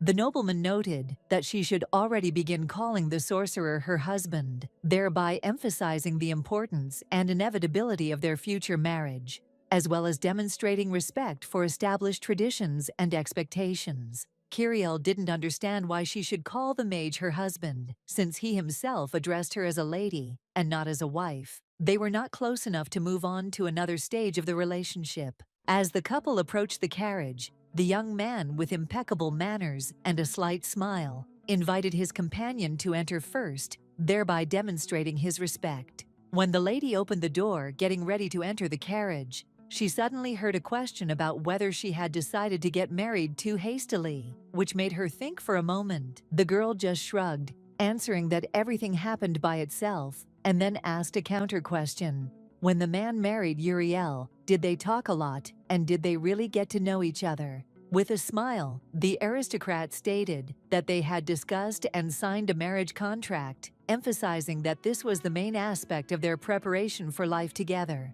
The noblewoman stood in front of the mirror, carefully examining her reflection, trying to appreciate how each element of her outfit and hairstyle emphasized her elegance and grace. It was strange to see the princess choose the uniform of a knight when there were many elegant dresses in the large closet that could emphasize status and sophistication. Kiriel recalled that her mother also got married, and then immediately after went into battle, emphasizing that her own choices and actions were part of a long family tradition. While combing her hair and looking at her reflection in the mirror, the girl in formal clothes said that the maid took care of her mother, providing her with the necessary support and attention. On his uniform, neatly pinned to the fabric, hung an award in the form of an exquisite heart. This award symbolized outstanding service and loyalty. The maids were discussing the strange wizard behind the door, who was rumored to be able to grow wings or a tail. The rumors aroused in them a mixture of surprise and curiosity. Receiving help in the form of a hairstyle, Kirill mockingly noted that it would be foolish to attribute such fantastic abilities to an ordinary person, emphasizing that such rumors seemed to be nothing more than fiction. The aristocrat, before holding the engagement, wanted to see the groom, which pleased the caring servants, who had to carefully ensure that no one came and disrupted their meeting. Smiling, the noblewoman confidently said that when the time was right, she would come out herself. There was calmness and determination in her voice, emphasizing the confidence that the beauty was in control of the situation. Walking along the dark corridor, the lady could not find a single living soul. Her footsteps were cut off in the darkness, creating a strange and disturbing feeling of complete loneliness. She knocked politely on the door and asked permission to enter, respecting the private territory and trying not to violate the boundaries of personal space. In response to the loud knock, there was complete silence, which seemed to emphasize that there was not a soul behind the door, and everything around was immersed in a deep and ominous silence. However, the maiden did not lose hope and decided to head to the window to knock there too, hoping that her efforts would bring results and she would find someone who would respond to her request. And so it happened. Idvin quietly asked if his lady love had come to him, with an expression of deep expectation and trembling hope in his voice. The air around was filled with this exciting moment. After some time, the man came out of his chambers in snow-white clothes, shining with freshness, with sincere delight on his face. The man was sincerely glad that Kirill had finally returned. The noblewoman noted that since the groom did not answer her knock at the door, she assumed that he might have been changing his clothes or was busy with something important, which could explain his absence and inattention to the visit. Walking behind the lovely lady in just his shirt, Idvin smiled and remarked that it would be quite normal if the bride saw him in a slightly compromising state before the engagement. This caused the maiden to have doubts and a persistent desire to understand the situation. She sought to find out exactly what the aristocrat looked like and whether he was wearing any clothes in order to dispel all her worries. With his arms folded across his chest and a look of confidence, the guy suggested that she turn around and check it out herself to satisfy her curiosity and resolve all doubts once and for all. Kirill hastened to explain that she had come here to return his precious thing, a ring that was too important to be left unattended. This gesture made the nobleman laugh. The proposal of marriage did not look particularly impressive and was more like an unsuccessful joke than a serious request. However, after this, Idvin added that even such an awkward proposal would be quite enough for him if it came from his beloved lady, emphasizing that her feelings and sincerity are more important than formalities and traditions. Looking out of the window, he began to inquire whether the bride was ready for the ceremony, to which the maiden could not but agree, noting that the weather was indeed magnificent and contributed to a pleasant mood. The aristocrat noticed how the groom managed to untangle all the servants, which could become a significant difficulty in the future, especially when the magician moved into her mansion and the work of servants would be required. With a smile on his lips, the guy asked with a slight hint of humor whether the guest was worried about his health, as if expecting to hear something more than just a formal confirmation. Standing awkwardly near the window of the house, Kirill replied that without him, many people could be left without work, adding a note of seriousness to the conversation, as if hinting at the influence of the magician on the lives of those around him. Kirill, in turn, showed concern for the people she hired, taking responsibility for each one, not allowing discrimination or favoritism, treating each member of the team fairly and with respect. Taking the sword in her hands, the maiden calmly explained that she had always treated everyone equally without singling out anyone or making exceptions, adhering to the principles of justice and equal treatment of everyone around her. Solemnly handing over the weapon to the man, Kiriel stated with seriousness in her voice that from now on she would pay more attention to him as her life partner, putting him first in everything and ready to share any difficulties and joys with him. Thus, the lady proposed to her chosen one, expressing her feelings and readiness to devote herself to their union, emphasizing the importance of a joint path and mutual support in their future. Embarrassed, Idvin looked away, realizing that it was usually the men who proposed. This unexpected role brought a change to his thoughts, making him think about how unusual and unfamiliar their relationship was. The girl thought differently, believing that it was the wizard who had to leave his home country and move to another place because of the strict rules that imposed someone else's fate on him and forced him to adapt to new conditions. With flushed cheeks, Idvin hesitantly asked if he should take his oath in return. Feeling agitated by this unexpected turn of events, Kiriel didn't want to put pressure on the man, so she gently extended her hand to him, saying with warmth in her voice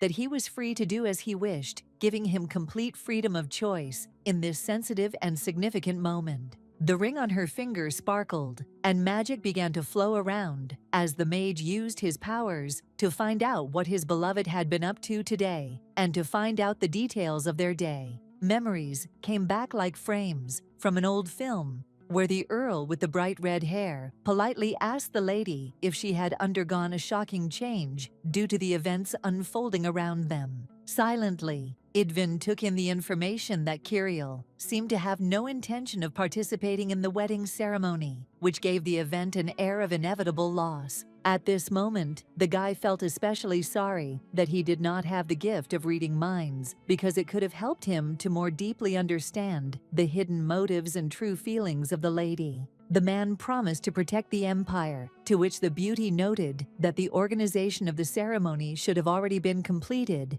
and they should hurry to have time to return to the mansion. Idvin said that it seemed he should hurry up and put on the uniform of a foreign country, which was quite difficult to put on, so as not to be late for the important event. Kiriel turned away and headed in the other direction, clearly demonstrating that she had no intention of helping the boy put on the complicated uniform, leaving him completely alone with this difficult task. Standing in front of the mirror, the man carefully examined his white robe, which looked especially beautiful and elegant, emphasizing his refined taste and style. Unsure of how to properly tie the complex blue ribbon, the man turned to the familiar sitting next to him for help, relying on his experience and support to help him get through it. The bird, with a smooth and majestic flap of its wings, landed on its owner's shoulder, as if it were its usual and comfortable place, giving the whole scene a special harmony. While the pet was providing assistance,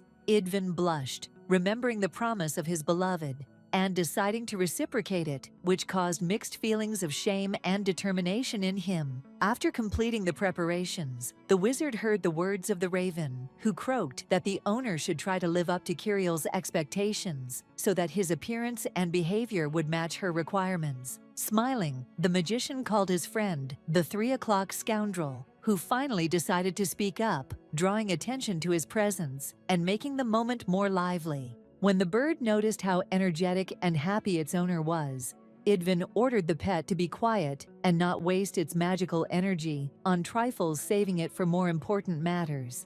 The handsome man felt awkward at his own words because he had used magic to change his appearance for the sake of his beloved, and the realization of this seemed a little awkward to him because it was the truth. The magician intended to use the plant as a spy, which was quite difficult since they were far from their home country in the north, and the conditions were not conducive to the effective implementation of the cunning plan. The wind gently wandered along the street, wrapping itself in its cool gusts, playfully stirring the leaves and filling the atmosphere with a light rustle, which added a special liveliness and harmony to the surrounding landscape. As a reward, the plant asked for seeds from its metropolitan brethren and elements of aquatic flora to replenish its reserves and improve its condition in the new conditions. Idvin received wedding congratulations directed his way, as he was the first of the mages to marry a knight, and this event caused particular admiration and recognition among his entourage. Leaning back, the guy noticed that the plant had been eavesdropping tirelessly all this time, clearly interested in the events happening around it. The green leaves seemed to agree, whispering that the sorcerer should acquire some rosemary to supplement his magical ingredients and improve the effectiveness of his spells. Irritably, Idvin retorted that he was neither a flower nor beautiful, emphasizing that such discussions had no bearing on his real merits and goals, which he considered more important and significant. Outraged by these words, the plant shook its leaves, as if its displeasure was expressed in the form of a trembling movement, since the man dared to doubt the merits of the flora mages.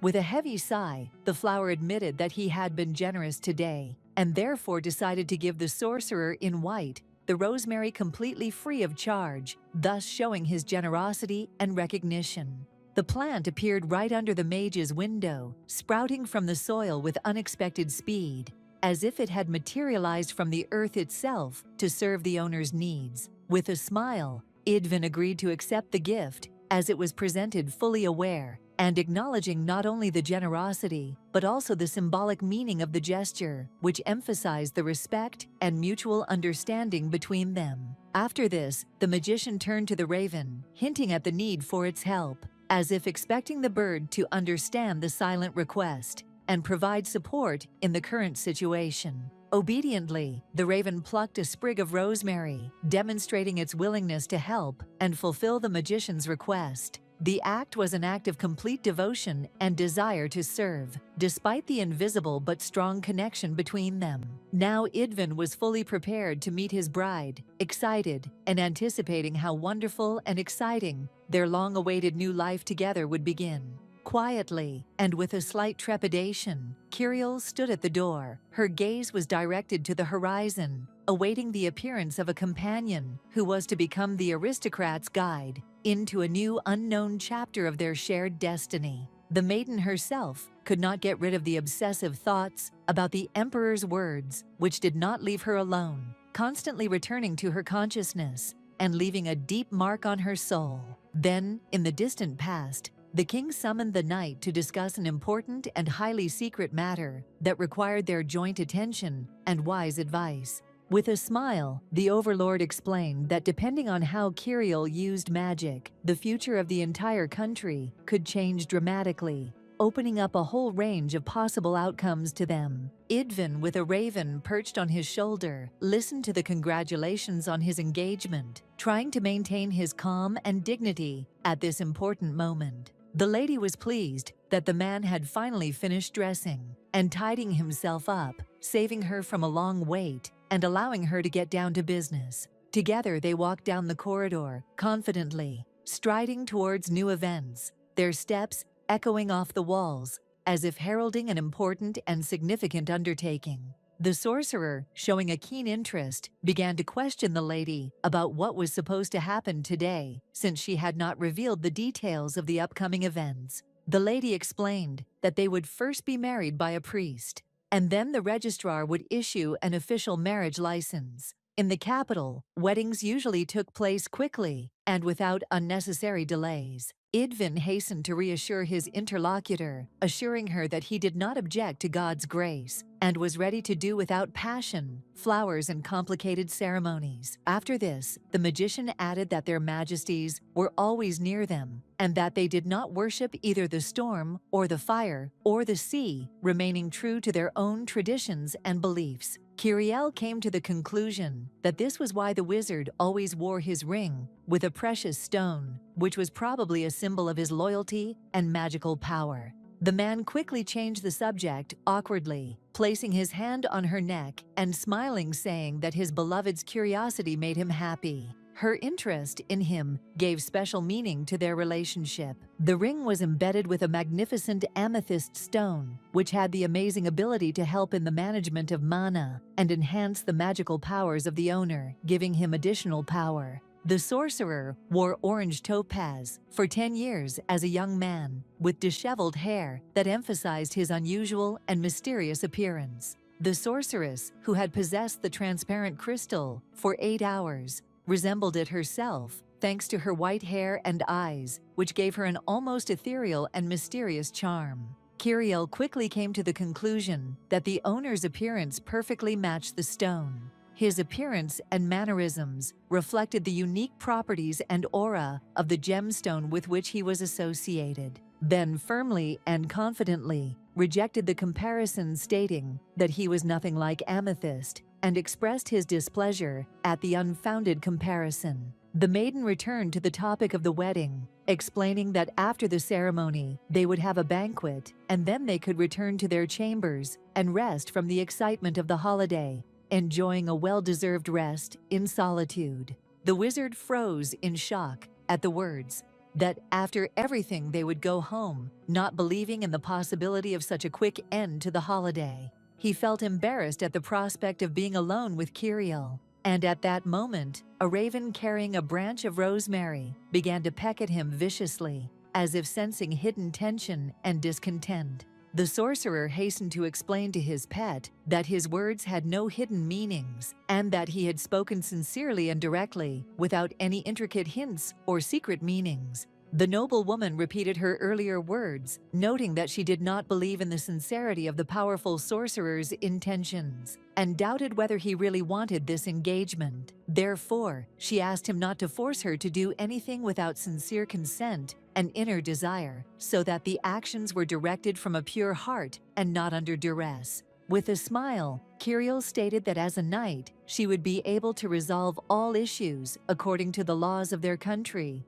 and deal with any difficulties that might arise. They approached the common room, where other aristocrats had already gathered, ready to take part in the upcoming event, creating an atmosphere of tense anticipation and haughty discussion. The lady herself knew that she had to hide her true advantages by not trusting the magician and pretending that she was making significant efforts to maintain their relationship in order to create the illusion of her devotion and hard work. Idvin, however, understood that he could not reveal his true intentions, which were related to the desire to work with Kiriel and gain her love, so he had to hide his real feelings and motives. With a cheerful expression on his face, the man suggested that they should enter together, thus creating a sense of unity and cohesion before entering the hall where others were already waiting for them. Holding hands, they walked in, causing a slight noise and attracting the attention of those present, as if their union was a special event that brought an atmosphere of excitement and anticipation.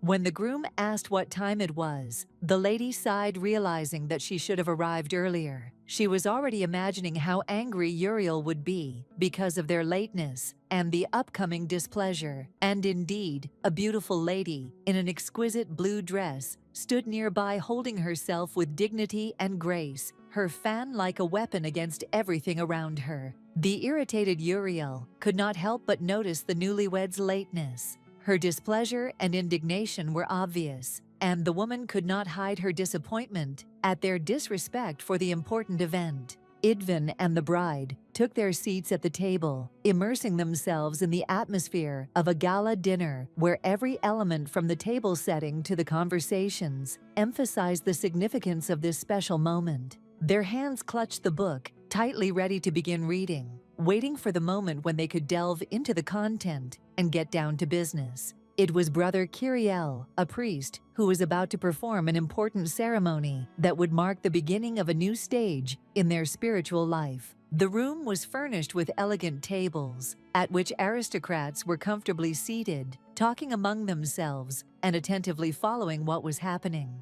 The noble woman watched her husband closely, realizing that there was not a single one of his acquaintances among the guests present, which caused her anxiety and doubt. Noticing the bride's close attention, Idvin suggested that they hold hands to demonstrate closeness and understanding at this important moment. Behind them, the nobles whispered, discussing how the commander could not take her eyes off her husband. This caused them to make many puzzled comments and smirks that sought to reveal hidden secrets and motivations, adding to the intrigue. The bishop asked to carefully examine all the amulets that were on him to ensure their meaning and correct placement. After this, he finally began the ceremony, trying to make it as short and concise as possible so as not to delay the guests and maintain the festive mood of the event.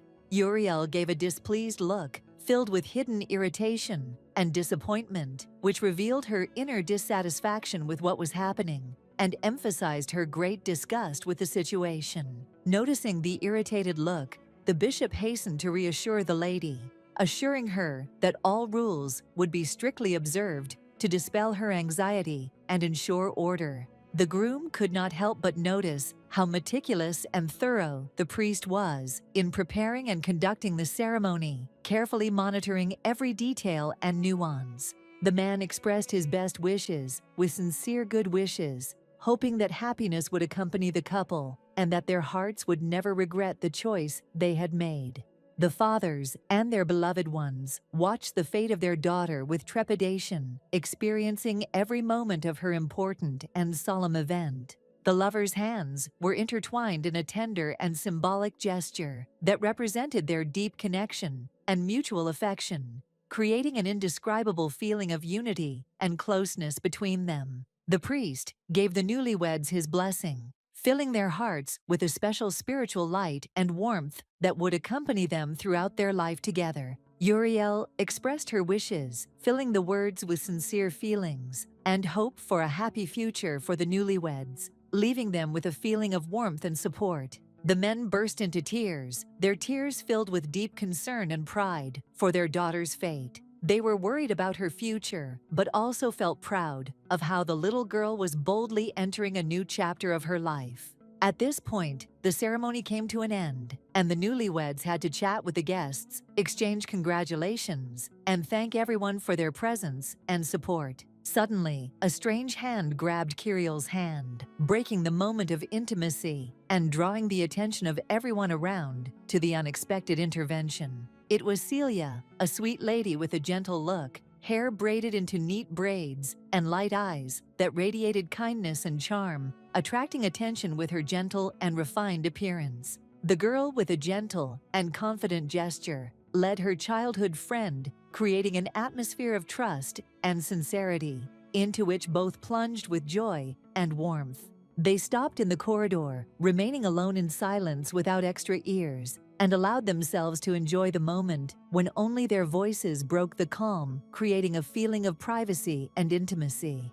With a feeling of longing and slight envy, she asked Kiriel where she could find such a magnificent, handsome man whose charm and grace could conquer hearts and eclipse any idea of perfection. Grabbing her friend's hands and unable to calm down, the lady, not hiding her excitement, tried to interrogate the knight, demanding explanations and details. Admiring the fact that such an attractive man was also a magician, she wondered if his magic could be impressive enough to pull a rabbit out of a hat, adding a touch of magic. With a tired sigh, Kiriel explained that such a trick was simply a trick, not real magic, and that true magic consisted of much more complex and profound arts. The noble woman was absolutely delighted because for the first time in her life, she had managed to meet a sorcerer, and this meeting filled her heart with incredible excitement and trepidation. The swordswoman removed her hands and, with a slight sigh, explained that now was not the time for introductions. She promised to introduce them later when the circumstances were more appropriate and convenient for it. Celia said that they hadn't seen each other for a long time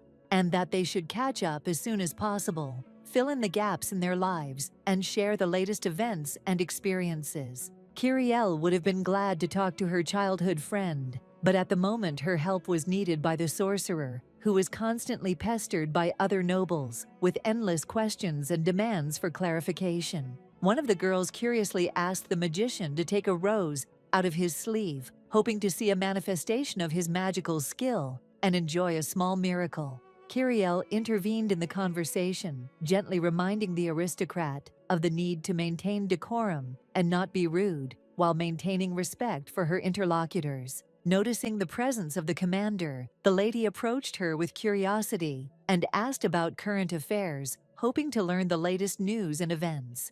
Kiriel replied that everything was fine, although she had previously warned her friends not to come to the engagement, hinting at possible complications and undesirable consequences. To this, the subordinates responded with a smile that they simply could not miss such an important event, despite the warnings given, and decided to come to support her. Without much expectation, with a slight weariness in her voice, Kiriel asked if they really had brought gifts, realizing that it was difficult to get seriousness from her joking subordinates. And indeed, the friends brought a variety of things that they thought would please both the bride and her father, trying to please both and show their attention. The lady accepted the bottle with a slight smile, realizing that it was a gift for the Duke. Despite her inner doubts, she did not dare to refuse the polite gesture of her friends and accepted it with gratitude, maintaining politeness and respect for their attention. The subordinates rejoiced, watching how harmoniously and beautifully the couple in love looked, sincerely enjoying the moment and believing that their union would be strong and happy. Idvin gratefully accepted the flattering words, adding with a smile that the knights apparently took their example from their commander, and this explained their noble behavior. Kiriel couldn't help but notice the difference in her husband's behavior, who now seemed more confident and relaxed, which was clearly due to his new responsibilities and the support of those around him. And only Uriel, standing behind, looked dissatisfied. Her gloomy expression and detached gaze clearly revealed disappointment and dissatisfaction with what was happening, unlike the others who were immersed in a joyful atmosphere. The aristocrat, her mouth open in surprise, tried to figure out how she had managed to displease her sister, sincerely not understanding what had caused such discontent and tension in their relationship. Suddenly, the older woman grabbed the disobedient relative by the ear, who had made her wait, expressing her irritation in such a way that everyone around froze in anticipation of how events would develop. Idvin watched in surprise as his wife was reprimanded, not expecting to see such a public display of severity and tension in the family relationship.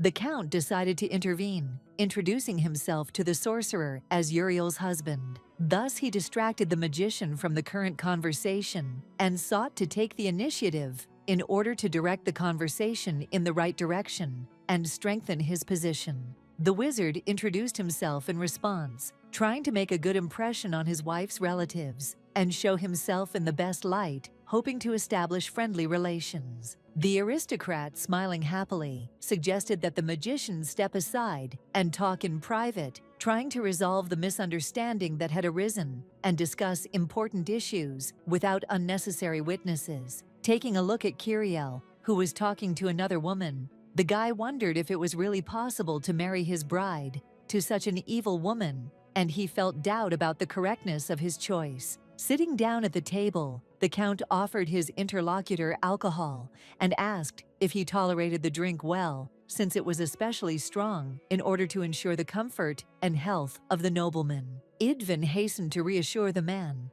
assuring him that he tolerated drink as well as any other ordinary person, and that there was no reason to worry about the strength of the drink. The Count explained that everyone in the Kiriel family loved to drink, except for the Duke, and so the drinks they offered were of high quality, which emphasized their tradition and attention to detail. The red liquid flowed into the glass, shimmering and sparkling, with every movement creating an atmosphere of luxury and sophistication, as if heralding the beginning of an amazing and exciting evening, full of pleasant surprises and unforgettable impressions. Laughing, the man said he had known the Duke's family for 10 years, which allowed him to appreciate the subtleties and peculiarities of their traditions, including their preferences in drinks. Idvin, sitting at the table with another man, realized that the Count had previously discussed with Kiriel the issue of a marriage of convenience, which explained some of the nuances of their communication and attitude to what was happening.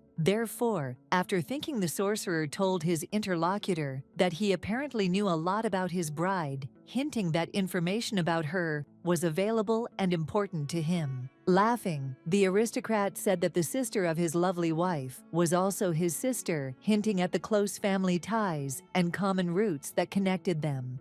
The Count suggested that they drop the formalities, since Idvin was now also part of their extended family, and they could communicate more casually and friendly. Having received in response what the man would think, he stated that the magicians were not such important figures, and they should behave more simply, hinting at the need for a more modest and relaxed behavior. The two noble women discussed the sorcerer, suggesting that he could very well have a magical fairy in his hands, or that he could fly, adding an element of mystery and magic to his image. The wizard responded coldly and said that if he really had such powers, he would immediately punish the rude count, showing his displeasure and pointing out his unfair treatment. The aristocrat agreed with his interlocutor's words, hinting that there was a bias in society that determined how he was treated and how his abilities were assessed. Raising his head, the sorcerer said that the count had apparently tried to help him,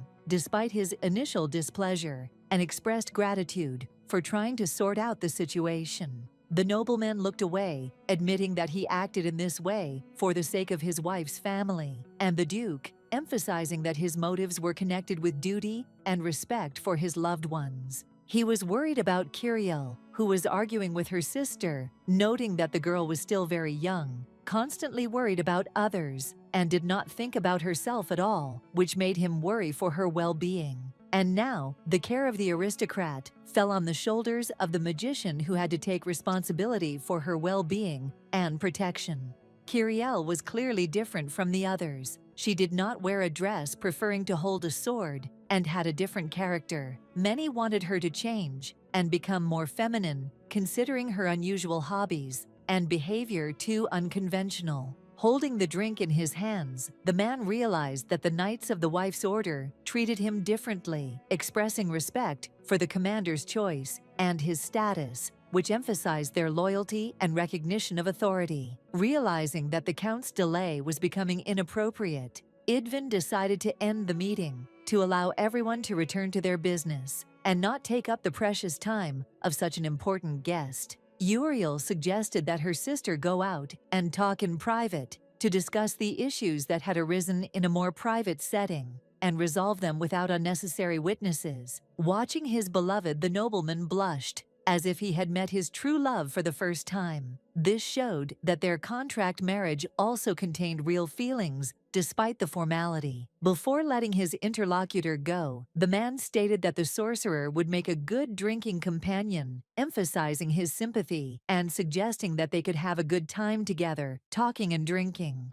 Idvin would be better than the task guy, who stood to the side with dark hair and a serious face, showing his willingness to take responsibility and be more open in communication. If the magician's friend saw a strange man, she would say that he had black speeches, meaning that one should be careful with such people and keep one's distance. Suddenly, Kiriel approached the commander of the Order of Storks, expressing obvious curiosity and interest in his presence, and with some caution, asked what he was doing there and what the reasons for the unexpected visit were. The surprised sorcerer was shocked to realize that his wife knew the mysterious stranger with the negative aura, and this discovery left him completely confused. Blushing, the commander did not want to be rude in the house of the Duke's daughter, trying to maintain respect and not violate the norms of behavior accepted in this house. Idvin, realizing that his beloved had the situation under control, was finally able to calm down and relax, freeing himself from tension and anxiety.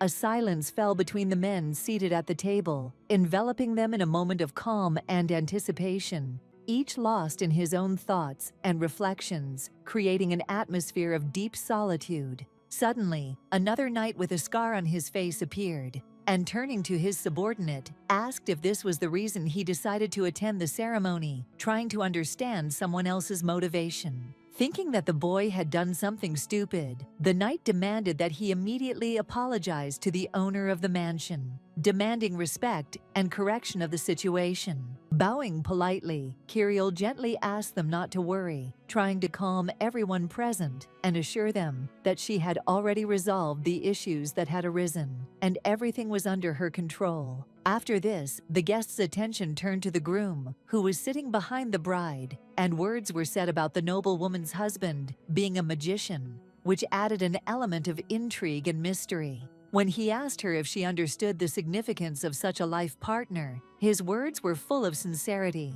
and the boy hoped that the knight would understand the full depth of feelings and intentions. Half seriously, the aristocrat said that she was deeply aware and accepted all the consequences of her choice, perfectly understanding its significance and influence on her life. The head of the order clarified that now the aristocrat is given full rights to participate in management, since this privilege was granted as part of the engagement, which opens up new horizons for participation in leadership affairs. At this moment, the aristocrat addressed her not as a commander, but as the daughter of a duke, showing respect and a warm attitude characteristic only of close and dear people. Kyrielle listened in silence as he explained that there was a possibility of breaking off the engagement, and that it was imperative to preserve her bloodline by not getting involved with mages who could put it at risk. After this, the maiden's eyes filled with anger, and she said that this was a greater disrespect than that of a subordinate chief. Now it was necessary to make an apology for such a clear insult.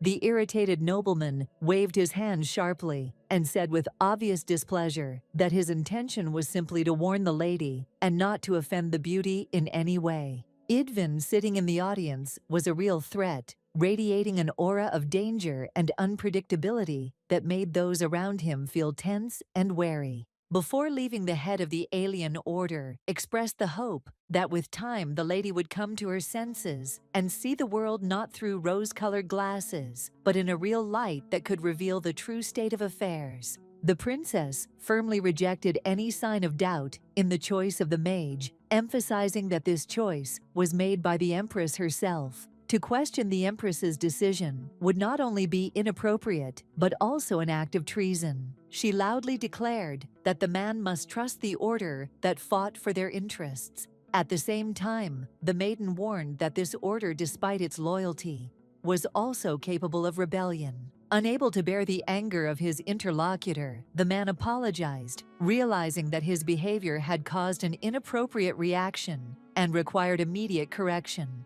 He then added that he had no ill will towards Kyrielle herself, emphasizing that his words and actions were aimed solely at correcting the situation and not at personal insult. After finishing the conversation, the leader turned and said goodbye to the duke's daughter, expressing his respect and gratitude to her for her understanding before leaving the room. A subordinate quickly walked behind him, relying on his care and anxiety, begging the commander not to leave and to wait for him, despite the chief's rapid step. At this time, the duke was seeing off his relative, who, exhausted by the long celebration and suffering from a severe headache, needed help and support. Kyrielle clenched her fists in frustration, trying her best to contain her emotions, unable to allow malicious gossip and dirty rumors to spread about her family that could ruin their reputation and cause irreparable harm. At this time, questions about the magician's height, chest size, and other personal characteristics began to circulate around him, which caused a lot of inappropriate discussions and speculation. Kyrielle's drunken subordinate, in a state of cheerful intoxication, shamelessly asked if Idvin could pull a hair out of a hat like magicians do in the circus. The frustrated wizard put his hand to his face, realizing that the people of this country had extremely negative and biased opinions about wizards. Leaning over her subordinate, the lady sternly asked why he had drunk so much, despite the fact that he could not stand strong alcohol, and expressed her dissatisfaction with his thoughtless behavior. Other aristocratic ladies were not in the best condition, absorbed in wild fun dancing and excessive consumption of alcohol, which clearly affected their appearance and behavior. Ferdinand sat down at the table, clearly dissatisfied, while the aristocrat asked where the hell her subordinate had been, clearly not believing his pathetic excuses. At first, the boy said that he was working on an important project, but soon his mood changed, and he expressed deep sadness to the count, who was sitting next to him. The knight's feelings spilled out. Blushing, he began to complain about the unfairness of fate, because he took care of the commander every day, and she ended up marrying a magician. Idvin had an impressive appearance. His long legs and muscular body gave him a special charm and confidence, standing out from others and attracting attention with his powerful and attractive appearance. When asked what his subordinate had been working on today, the guy quietly whispered that he was ready to demonstrate the results of his work in person, but only in a separate room to maintain confidentiality. The knight confessed to Kiriel that even though she hadn't asked him to do so, he had still done something for her out of his own feelings and good intentions. The aristocrat responded with restraint and a noticeable dose of irony, emphasizing that his actions put her in an extremely awkward position, creating additional inconveniences and worsening the already difficult and complicated relationship between them. Realizing that the situation needed to be corrected, the Count stood up and decisively placed his hands on his subordinate's shoulders to bring clarity and give the conversation the necessary severity. Open-mouthed in amazement, Ferdinand realized that the moment had come to decisively and politely indicate to the uninvited guests that they should leave the room to make room. Crying and wiping away tears, the knight, despite the fact that the Count was dragging him by his clothes towards the exit, did not consider himself an uninvited guest and continued to insist on his presence. Gradually, despite resistance and reluctance to leave, the guests began to leave, leaving the room increasingly empty and free of their noisy and inappropriate presence. Tired, the lady sighed, realizing that she had spent the entire day on her feet, performing numerous duties, and not having the opportunity to rest or relax.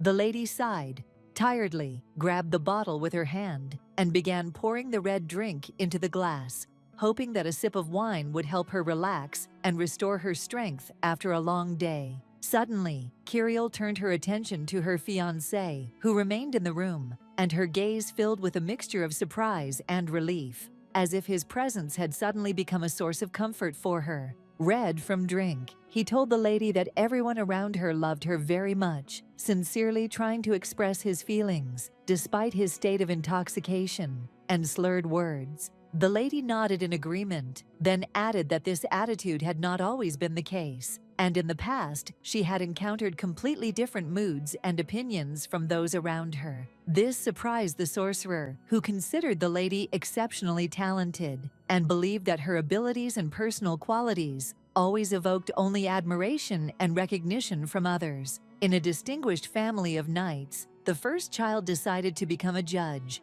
choosing the path of justice and fairness to continue the traditions of his family. But in the field of laws and the judicial system, the second chose the path of a bishop, striving to serve spiritual goods and strengthen the faith, thus helping his community in spiritual development. The third decided to follow in his mother's footsteps and chose the path of the sword, striving to become an outstanding knight, take up arms, and physically protect the family. However, many envious and malicious glances were directed at the young Kiriel, like clouds obscuring her bright and innocent aura, sometimes depriving her of inner peace. The straw dummies that decorated the field were hung with brightly colored targets, which in contrast to their rough texture, attracted attention and created a spectacular spectacle. The scarecrow received a blow at the very moment when rumors began to spread that the Duke's youngest daughter had unexpectedly taken only third place, although everyone expected her to be first. The sad lady hung her head as those around her began to condemn her, and the bitter tears hiding under her long eyelashes involuntarily betrayed deep inner turmoil and intense pain.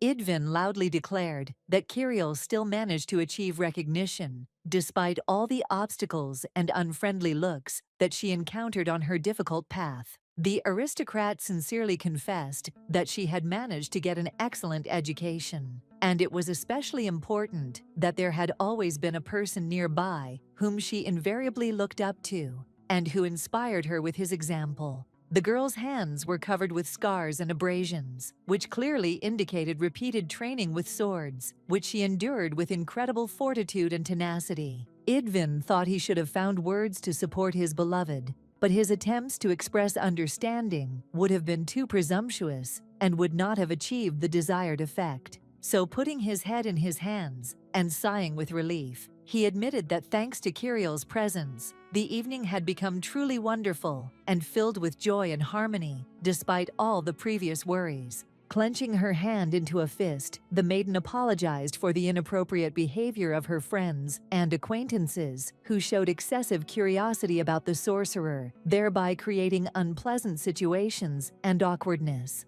The mage was no stranger to such situations. It was much better than the constant requests to cast a curse that he usually received. Gradually, the man began to realize that he was beginning to get drunk. He remembered with sadness that his beloved hated drunkards and could never tolerate their presence. Barely able to stand on his feet and struggling to suppress his fatigue, Idvin asked his bride, in an uncertain voice, if the noblewoman knew what the powerful sorcerer was capable of and what spells he could use. The boy suggested that perhaps Kiriel was curious as to why the sorcerer was acting so strangely and cautiously around the other knights, thus arousing her interest and questions. Without thinking twice, Kiriel agreed that she was curious as to why the guy had agreed to the engagement, but she decided not to ask the question, keeping her curiosity to herself. With a smile on her lips, the girl noted that she was sure that Idvin himself would tell everything when the right moment came,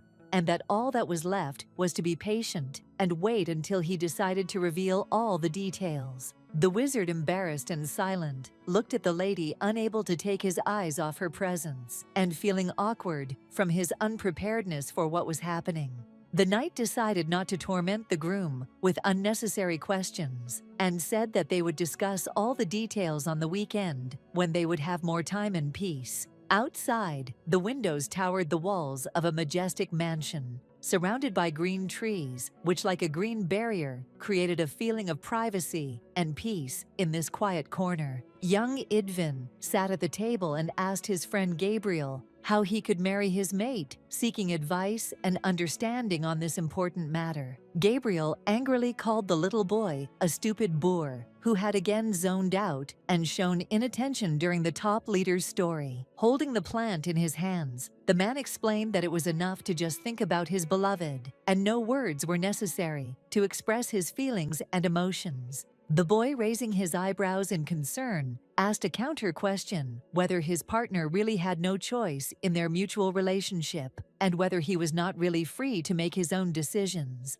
Gabriel warned his friend not to reveal all his feelings and plans to his beloved at once, as this could cause discontent and lead to her deciding to leave or run away. Clenching his fists, the boy angrily called all the mages in the world real cowards and weaklings, expressing his deep disappointment and contempt. Smiling tensely, the man couldn't help but remind the little boor that he himself was also a sorcerer, which added irony and fueled the fire of their quarrel. Raising his head, Idvin turned to Kiriel, informing her that her subordinate had told him that the lady was particularly fond of everything charming and beautiful, which could be an excellent reason for choosing a gift or a gesture of attention. Wanting to please, he snapped his fingers, and in response to his magical gesture, sparrows appeared carrying rosemary sticks in their beaks, creating an atmosphere of magic and comfort. The lady's mouth dropped open in surprise when she saw the sparrows carrying rosemary sticks, and she could not hide her admiration for such an unexpected and elegant gesture. Listening to her companion with attention and respect, the knight extended her hand forward, as if ready to follow his directions and willingly accept his advice, preparing for the next step in their journey together. Carefully grasping the lady's hand, Idvin tenderly placed the ring on her finger, his gesture full of care and respect, emphasizing the importance of this moment for both of them. Smiling, the man said that this was his official proposal to Kiriel, and every moment of this minute was filled with the significance and warmth of his feelings. After this, he said goodbye to his beloved, and filled with fatigue, fell on the table, plunging into the arms of Morpheus. A deep sleep became the inevitable end to this tense day. Awkwardly, but with obvious concern, Kiriel watched her fiancé, realizing that the strong drink had finally overcome the man, and he was now deep in sleep. Looking joyfully at the rosemary sticks, the girl was happy and pleased with the pleasant aroma emanating from the plant, which filled the space with coziness and tranquility.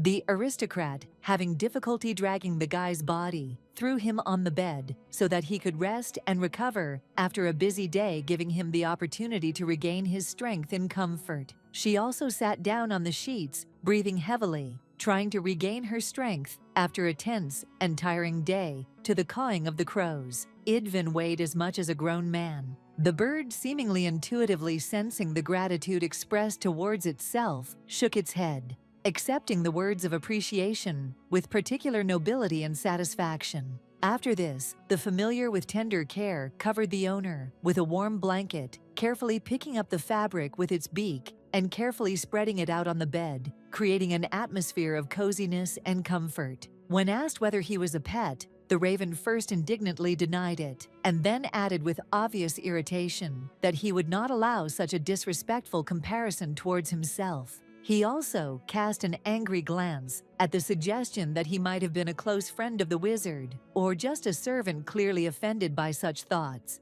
Without wasting a moment, the bird spread its magnificent wings and quickly soared into the air, leaving behind a surprised and stunned Kiriel, who watched its flight with delight. After a while, the bird reappeared, and in its sharp claws sparkled a refined, exquisitely decorated pen, as if created for a person with impeccable taste. The bird gracefully landed on the table, carefully settling itself next to the paper, and with an expressive look, stared attentively at the lady, as if expecting her to say something. There, on the canvas, Kiriel read the amazing truth that the strange raven turned out to be the familiar of a powerful wizard who became the noblewoman's fiancé. Quietly, and with a slight trepidation, Kiriel stood at the door. Her gaze was directed to the horizon, awaiting the appearance of a companion who was to become the aristocrat's guide into a new unknown chapter of their shared destiny. The maiden herself could not get rid of the obsessive thoughts about the emperor's words, which did not leave her alone, constantly returning to her consciousness and leaving a deep mark on her soul. Then, in the distant past, the king summoned the knight to discuss an important and highly secret matter that required their joint attention and wise advice. With a smile, the overlord explained that depending on how Kiriel used magic, the future of the entire country could change dramatically, opening up a whole range of possible outcomes to them. Idvin, with a raven perched on his shoulder, listened to the congratulations on his engagement, trying to maintain his calm and dignity at this important moment. The lady was pleased that the man had finally finished dressing and tidying himself up, saving her from a long wait and allowing her to get down to business. Together they walked down the corridor, confidently, striding towards new events, their steps echoing off the walls as if heralding an important and significant undertaking. The sorcerer, showing a keen interest, began to question the lady about what was supposed to happen today, since she had not revealed the details of the upcoming events. The lady explained that they would first be married by a priest, and then the registrar would issue an official marriage license. In the capital, weddings usually took place quickly and without unnecessary delays. Idvin hastened to reassure his interlocutor, assuring her that he did not object to God's grace and was ready to do without passion, flowers, and complicated ceremonies. After this, the magician added that their majesties were always near them and that they did not worship either the storm or the fire or the sea, remaining true to their own traditions and beliefs. Kiriel came to the conclusion that this was why the wizard always wore his ring with a precious stone, which was probably a symbol of his loyalty and magical power. The man quickly changed the subject awkwardly, placing his hand on her neck and smiling, saying that his beloved's curiosity made him happy. Her interest in him gave special meaning to their relationship. The ring was embedded with a magnificent amethyst stone, which had the amazing ability to help in the management of mana and enhance the magical powers of the owner, giving him additional power. The sorcerer wore orange topaz for 10 years as a young man, with disheveled hair that emphasized his unusual and mysterious appearance. The sorceress, who had possessed the transparent crystal for 8 hours, resembled it herself, thanks to her white hair and eyes, which gave her an almost ethereal and mysterious charm. Kiriel quickly came to the conclusion that the owner's appearance perfectly matched the stone. His appearance and mannerisms reflected the unique properties and aura of the gemstone with which he was associated. Ben firmly and confidently rejected the comparison, stating that he was nothing like amethyst, and expressed his displeasure at the unfounded comparison. The maiden returned to the topic of the wedding, explaining that after the ceremony, they would have a banquet, and then they could return to their chambers and rest from the excitement of the holiday, enjoying a well-deserved rest in solitude. The wizard froze in shock at the words, that after everything they would go home, not believing in the possibility of such a quick end to the holiday. He felt embarrassed at the prospect of being alone with Kiriel, and at that moment, a raven carrying a branch of rosemary began to peck at him viciously, as if sensing hidden tension and discontent. The sorcerer hastened to explain to his pet that his words had no hidden meanings, and that he had spoken sincerely and directly, without any intricate hints or secret meanings. The noble woman repeated her earlier words, noting that she did not believe in the sincerity of the powerful sorcerer's intentions, and doubted whether he really wanted this engagement. Therefore, she asked him not to force her to do anything without sincere consent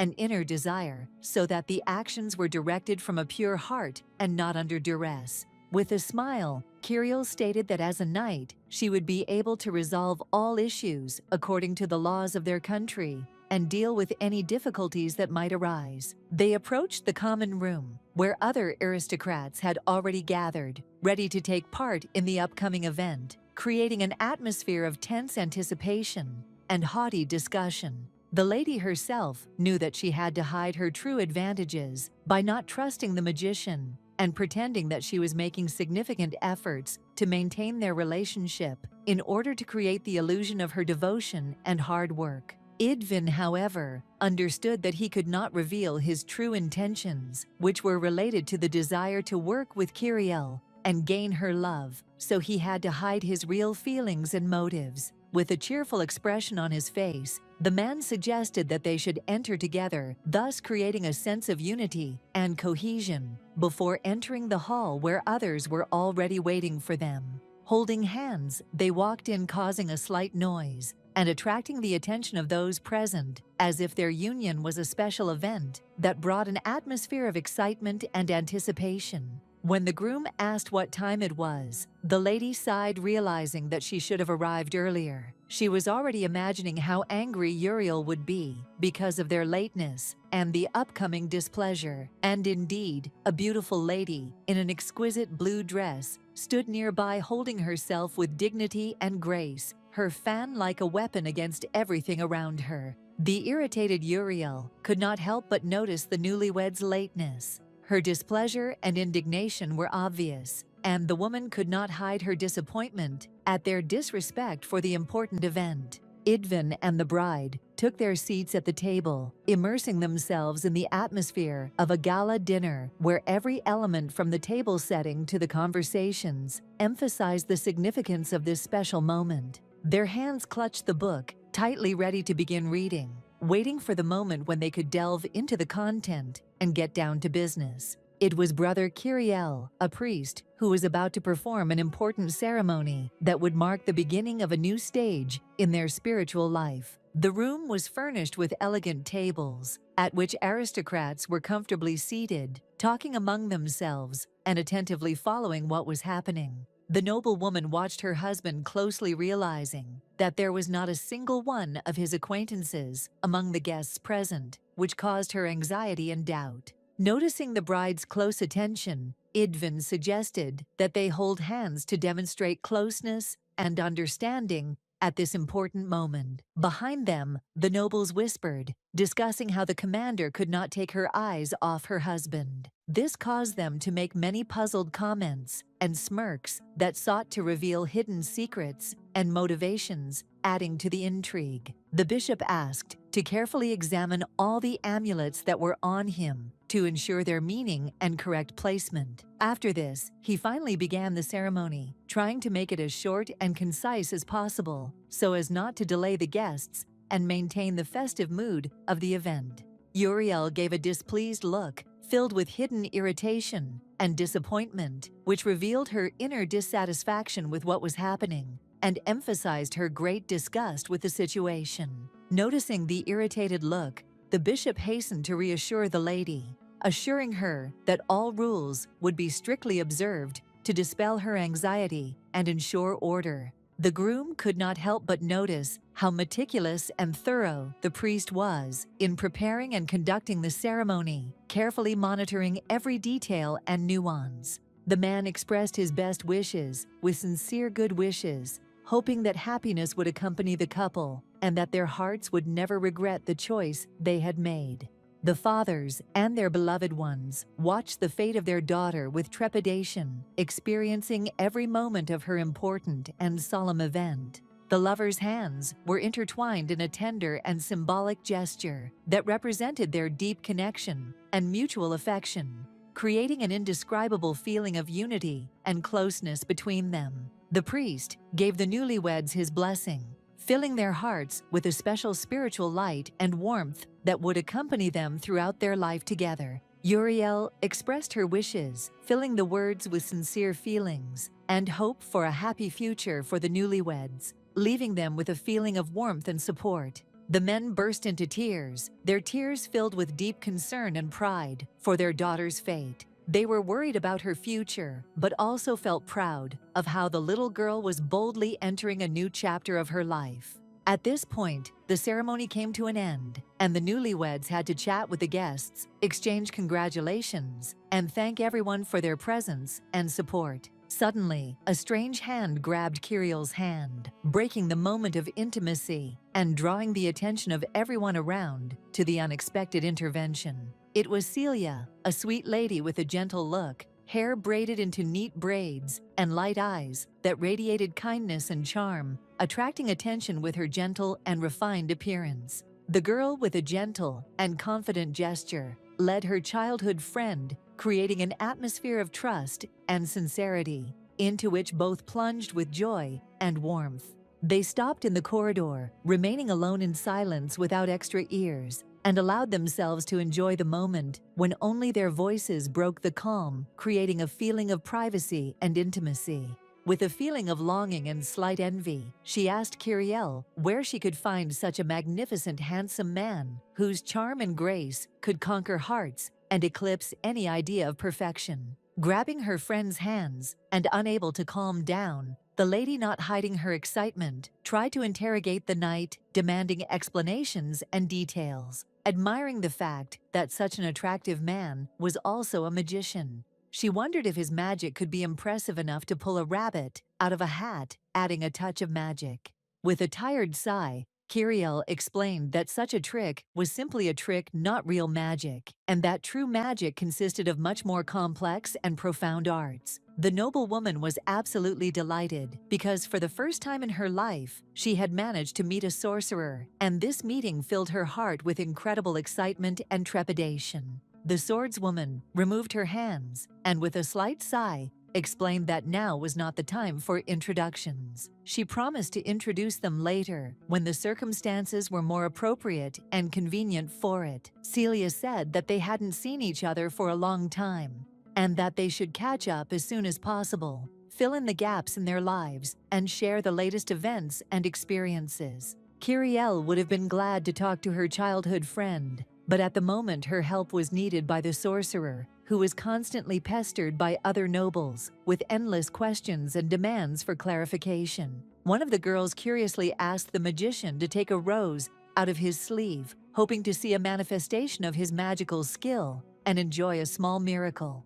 Kiriel intervened in the conversation, gently reminding the aristocrat of the need to maintain decorum and not be rude, while maintaining respect for her interlocutors. Noticing the presence of the commander, the lady approached her with curiosity and asked about current affairs, hoping to learn the latest news and events. Kiriel replied that everything was fine, although she had previously warned her friends not to come to the engagement, hinting at possible complications and undesirable consequences. To this, the subordinates responded with a smile that they simply could not miss such an important event, despite the warnings given, and decided to come to support her. Without much expectation, with a slight weariness in her voice, Kiriel asked if they really had brought gifts, realizing that it was difficult to get seriousness from her joking subordinates. And indeed, the friends brought a variety of things that they thought would please both the bride and her father, trying to please both and show their attention.